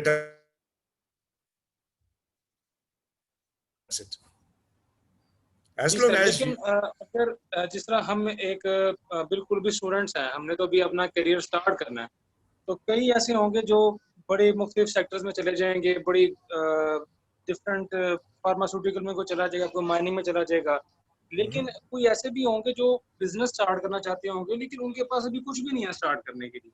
केमिकल इंजीनियर किस तरीके से अपना स्टार्ट से ही जो है ना इस तरह का माइंडसेट रखे तो उसको बड़ी एक स्मूथ लाइफ गुजार सके? वो मैं उस हवाले से पूछ रहा हूँ। जिस देखिए ना, अभी एक जो केमिकल इंजीनियर है, लेट्स अज्यूम कि केमिकल इंजीनियर जो है ऐसा बिजनेस कर रहा है कि जिसमें उसका कस्टमर है, इंडस्ट्री है। अगर केमिकल इंजीनियर है, वो कल को लेट्स से कि वो कोई और बिजनेस कर ले जिसमें उसका customer is not industry, right, वो अपना प्राइवेट बिजनेस शुरू कर ले।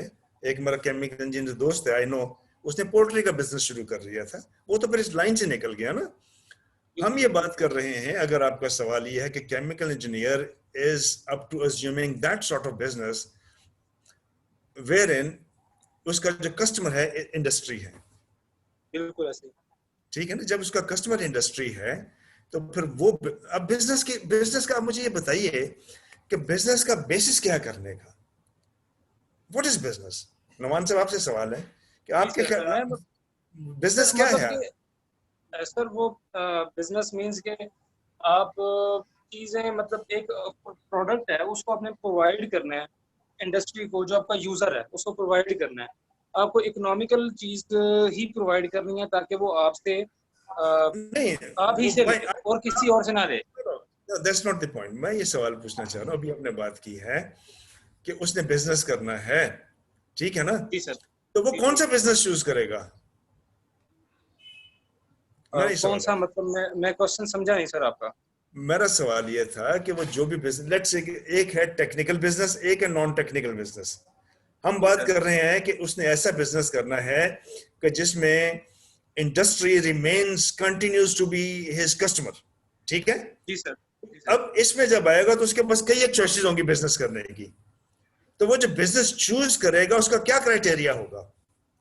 एक क्राइटेरिया मैं बता देता, ये होगा वो बिजनेस चूज करेगा कि जिसमें प्रोडक्ट की इंडस्ट्री के अंदर डिमांड हो,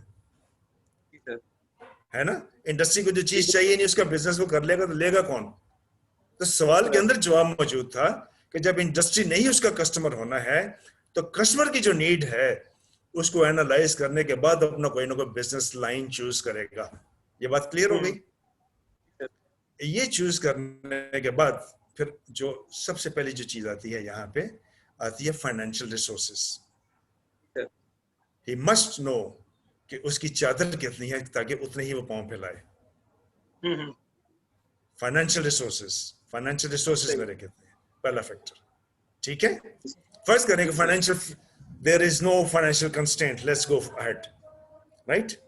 then there are feasibility studies कि इस बिजनेस के अंदर सक्सेस फैक्टर कितने परसेंट है, बिल्कुल ऐसे ही, कितने परसेंट चांसेस हैं फेलियर के, रिस्क फैक्टर क्या है, मेरा कितना जो स्टेक पे लगा हुआ है, इतना बैंक लोन है और इसमें फेलियर चांसेस क्या है, मैंने इसको कैसे सेफगार्ड करना है, क्या मैं पब्लिक लिमिटेड में जाऊं कि प्राइवेट लिमिटेड में जाऊं, फंड रेजिंग, मैं फंड रेजिंग करूं तो कैसे करूं?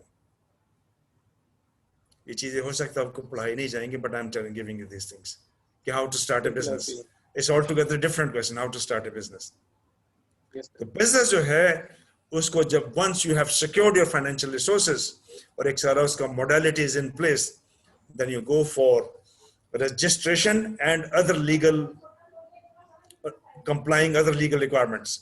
आपको उसको अपने बिजनेस को रजिस्टर करवाना है, कहाँ करवाना है, टैक्स अथॉरिटीज के पास करवाना है, आपने उसका ट्रेड नाम लेना है, आपने इंडस्ट्रियल चैम्बर ऑफ कॉमर्स में अपना करवाना है उसकी, और कहाँ पे आपने उसको अपने बिजनेस की आपने रजिस्ट्रेशन करवानी है। बट मैं आगे कमर्शियल डिटेल में नहीं जाता, मैं पीछे ही रहता हूँ। देन फिर आपने कौन सा करना है, public limited, private limited, what part you are going to gain from the public etcetera. लेकिन हम रहते हैं at this stage purely in the perspective of a chemical engineer, which is at this stage more focused of two things: technically how well is product, and secondly what is the success factor based on the demand for his product. तो आप दो चीजें देख लीजिएगा कि financial standing आपकी क्या है और आपने जो भी लाइन या जो भी प्रोडक्ट चूज किया है उसका फिजिबिलिटी और उसका सक्सेस फैक्टर, यानी यूं कह लीजिए उसकी डिमांड क्या है, और नंबर दो जो फील्ड आपने चूज किया है how good that field is, उसमें already competition is so tough that I am not going to survive, या इसमें कंपटीशन इज मीडियम और लो।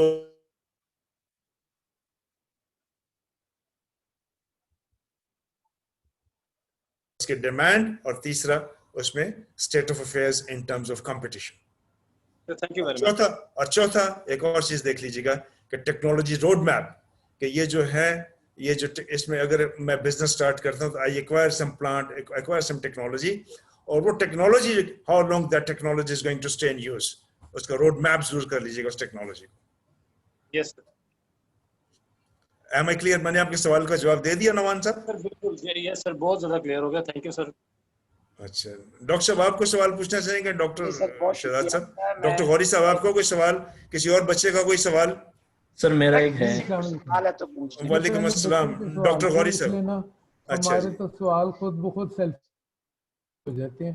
अच्छा तो बच्चों का जो है ना, सवाल से वो मेरा होना मुराद चाहिए। ये था, सवाल से मेरा मुराद है कि डॉक्टर गौरी और डॉक्टर शहजाद भी अगर ऐड करना चाहें, मेरा ये मुराद था उससे सवाल। जी जी जी क्या आप कॉम्प्रिहेंसिव नहीं, आपने माशाल्लाह बच्चे, अगर बच्चों ने आज के सेशन से वो एक आध मैसेज वो पिक कर लिया ना कि रिगार्डिंग जी। कॉम्पिटेंस, हाँ तो मेरा ख्याल है ये अगली डायमेंशन में ऐसे चले जाएंगे ना, आराम से, मजे से। क्योंकि ये तो इस दुनिया में तो देना ही देना है ना, आपके पास लर्न करते जाए और डिलीवर करते जाए। अच्छा ये कितने डॉक्टर साहब किस ईयर के स्टूडेंट हैं ये? इन्होंने 6 ये सेमेस्टर अब के हो गए, 7th में जाना है। स्टूडेंट, ये टोटल 8 सेमेस्टर है आपके? जी जी जी जी 8 सेमेस्टर। Yes sir.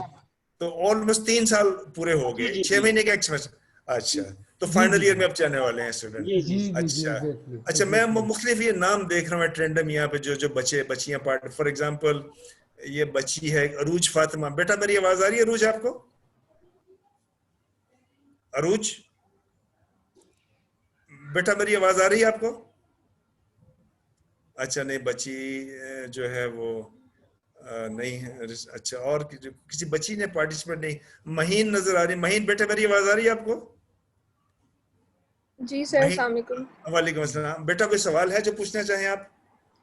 नहीं सर, अभी तक तो सब क्लियर है। अल्लाह। अच्छा, मैंने बेटा जो मैंने पढ़ाया, सॉरी, जो हमने आपस में जो बातचीत की है, ये सब क्लियर हुआ आपको बच्चे? जी जी, जो आपने बताया सब क्लियर है। कोई आपको लगा ये फायदेमंद है, कुछ मीनिंगफुल है ये सारा कुछ? जी सर, बहुत ही बेनिफिशियल था, और जो भी आपने बताया सब अच्छे से समझ आया। वेरी गुड, थैंक यू बेटा। अच्छा जी, और Thank you, कोई sir. ट्रेंडम यहाँ पे दे एक है। अच्छा, अली हैदर साहब, आप भी मुझे नजर आ रहे हैं, आपको समझ आया सारा कुछ ये वाला? जी सर, सब क्लियर है। That's great, very good. Usama साहब आप? उसामा साहब आप जी हैं? सर। क्लियर है सब कुछ? अच्छा Yes. जी। अच्छा जी, बेटा किसी का कोई क्वेश्चन हो तो वो कर सर सकते मेरा हैं। हाँ सर जी, मेरा एक किसका सवाल है। जी जुनैद साहब, क्या सवाल आपका? सर तो एक तो आपका बहुत शुक्रिया, आपने इतने ग्राउंड लेवल से चीजें स्टार्ट की कि जो भी क्वेरीज आती रही वो सवाल होती रही। सवाल मैंने ये करना है कि हमें फॉर एग्जांपल पहली जॉब हमें मिल जाती है, आपने पोजीशन प्रोफाइल की बात की, जॉब डिस्क्रिप्शन की बात की, बाज़ वक़्त वो इंसान को काफ़ी स्टैग्नेंट बना देती है, मतलब कि जो ना एक इंजीनियर से एक किस्म के आर्ट वर्क की तरफ जो है ना मुंतकिल हो जाता है कैरियर। तो हम कैसे क्या काम कर सकते हैं कि हम अपने आप को मजीद जो है ना ग्रूम करते रहे, इवन जो हमें टास्क मिला वो तो वही परफॉर्म करेंगे, लेकिन वक्त के साथ अपने जो हायरार्की आपने बताई टुवर्ड्स उसकी तरफ जो है ना हम आगे कैसे बढ़ सकते हैं? अच्छा, आपने जो सवाल पूछा है वो ये पूछा है कि एक हमें रोल मिल जाएगा किसी बिजनेस के अंदर, तो हम अगर उसी रोल तक रहेंगे तो आफ्टर सर्टेन टाइम पीरियड हम एक वो सॉर्ट ऑफ स्टीरियोटाइप, या there won't be much for us to learn more, तो उसमें उस रोल में रह के हम स्टैग्नेट हो जाएंगे। तो हम क्या करें कि हमारा लर्निंग का जो प्रोसेस है वो कंटिन्यू रहे, irrespective of what our role is or not। यही आपका सवाल है? बिल्कुल सर, एग्जैक्टली यही है। मैं, अगर आप गौर करें, मैंने वो दोबारा अगर वो आपको दिखा सकूं, वो जो स्लाइड मैंने आपको दिखाई थी उसका पर्पस यही था।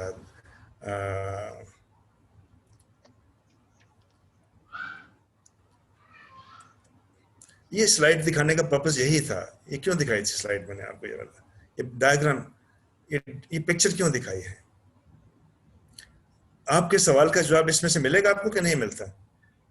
यस सर, यही है कि हम टेक्निकल के बाद जो है ना एडमिनिस्ट्रेटिव और फिर जो है ना लीडरशिप की तरफ जो है ना परस्यू करें, चीजों को सीखे, चीजों को। जब आप इस लेट्स से कि आप इस लेवल पे हैं, आप you are at the first line supervisor level, तो don't at that level, don't pursue much here. वो आपको इतना बेनिफिट नहीं देगा जितना कि आपको अपनी टेक्निकल लीडरशिप को डेमोन्स्ट्रेट करना बेनिफिट देगा.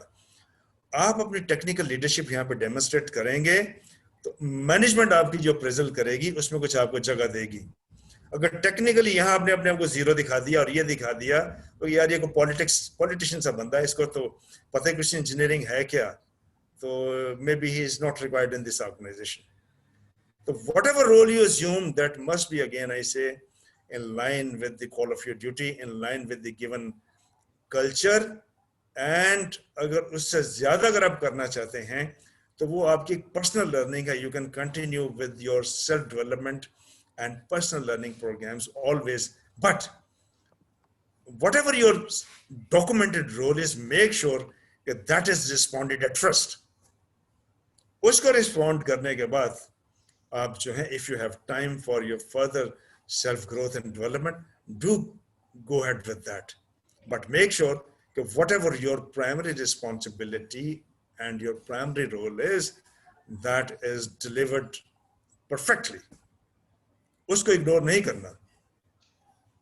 जी सर, मुझे यही चीज समझ आई कि अपने रोल में रोल मॉडल बनना, फिर वक्त के साथ ये हायरार्की ऊपर जाती रहेगी. बहुत शुक्रिया सर. वक्त के साथ साथ आपका रोल चेंज होता जाएगा, तो इसका मतलब ये है, अगर मैं इसको क्लियरली समझा सकूं, कि आपके अंदर एक चेंज होने का एलिमेंट होना चाहिए. If you don't show the strength to change with change in your role, with change in time, then you won't be able to do your role effectively. That's the point. That's what the point I am trying to make. कि वक्त के साथ साथ आपके role ने change होना है. जो बंदे टेक्निकली बड़े मास्टर हैं लेकिन वक्त जब चेंज होता है तो अपने अंदर ये चीज नहीं डेमोन्स्ट्रेट कर पाते, वो रह जाते हैं उसी लेवल पे. The people who show the strength to change in line with the change in their role, that is a great strength which will take you to the top level. इसके अंदर ये भी एक मैसेज है. ये समझ आया कि नहीं आया जुनैद? जी सर, बखूबी समझ आ गया. Thank you. ठीक है ना? आप इस लेवल पे आए, वाह वाह हो गई, बड़ी जबरदस्त अप्रेजल हो रही हैं हर साल, वाह वाह वाह वाह वाह वाह. जैसे आप सीनियर हुए तो आपके अंदर एडमिनिस्ट्रेटिव स्किल्स नहीं थी, ये काम आपसे हो ही नहीं रहा, तो बस फिर आप यहीं रह जाएंगे मेरी जान. तो इसके अंदर जो इशारा है वो चेंज का है कि मेक श्योर कि आपके अंदर एक डाइवर्सिफाइड स्किल्स हैं, कि जैसे जैसे आपका रोल चेंज होता है एक फंक्शन से दूसरे फंक्शन में या एक लेवल से अपर लेवल के ऊपर, आपके अंदर चेंज होने का एलिमेंट मौजूद है.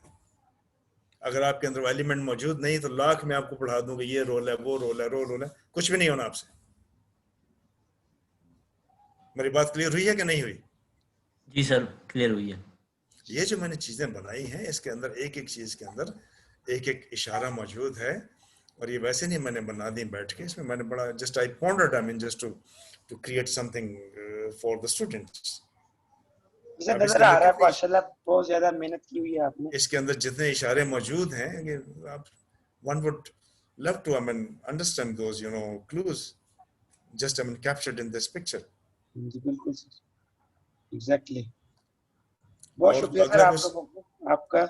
आपने इतनी कम्प्रिहेंसिव और बेसिक लेवल से आपने role of a chemical engineer जो है उसको आपने एक्सप्लोर कर दिया अपने स्टूडेंट के आगे, और I hope they enjoyed it very well और they have understood the role, their role. और जो आपने मोटिवेशन दी है सर एक्स्ट्रा, वो बहुत जबरदस्त दी है कि आपने रोल को रोल मॉडल बनाना है. ये बहुत बड़ा मैसेज आपने दिया है जो कि शायद हम इनको नहीं दे सकते या ये वक्त के साथ शायद सीखें, लेकिन ये बहुत बड़ा एक मैसेज आपने जो इनको दिया है कि make your role a role model.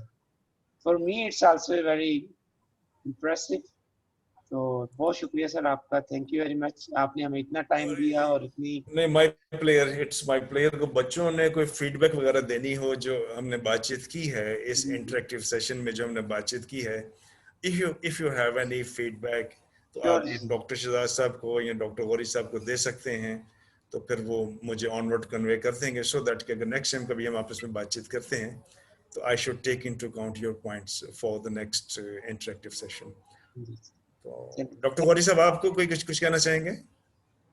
जी, मैं जो है ना, मैं तो ये गेन कर रहा हूँ कि माशाल्लाह बच्चों ने बड़ा अच्छे तरीके से पार्टिसिपेट किया है और उन्होंने इस चीज़ को लर्न किया और अगर वो इस चीज़ को समझ जाएं तो आज से जो अगला नेक्स्ट ईयर है उनका तो उसमें अपनी कॉम्पिटेंस जो लर्नड चीज़ें हैं उसको अगर डेमोस्ट्रेट अपने फाइनल ईयर प्रोजेक्ट में और उस तरह से वो कर लें तो मेरा ख्याल है कि ज़िंदगी की दौड़ में वो अपनी कॉम्पिटेंसी के प्रोफाइल में among all the graduating students from other institution सही तो वो माशाल्लाह बड़े अच्छे तरीके से उसको अपनी लाइफ के प्रोफाइल को लेके चल सकते हैं।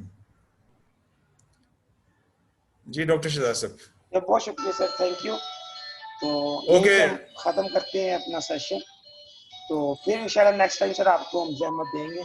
जरूर, मैं भी सबका शुक्रिया अदा करता हूँ बच्चों का कि उन्होंने अपना टाइम इन्वेस्ट किया है और लर्न करने की कोशिश की है और आई होप कि जिस तरह डॉक्टर गौरी डॉक्टर शहजाद ने कहा कि अगर एक एक दो दो चीज़ें भी हमने नर्चर कर ली हैं या एम्बेड कर ली हैं, जिसे उर्दू में कहते हैं पल्ले बांध ली हैं, तो ये हमें लाइफ लॉन्ग हमें फ़ायदा देती रहेंगी। आपका भी बहुत बहुत शुक्रिया सर। My player. अल्लाह ताला आप सबको कामयाब करें। मेरी दुआएं बच्चों के लिए। मेहनत से काम करें, अपनी सेहत का भी ख्याल रखें, अच्छी खुराक खाएं, एक्सरसाइज करें और मेहनत करें और तरक्की करें और अपना नाम पैदा करें दुनिया में। अल्लाह ताला आप सबको बहुत शुक्रिया।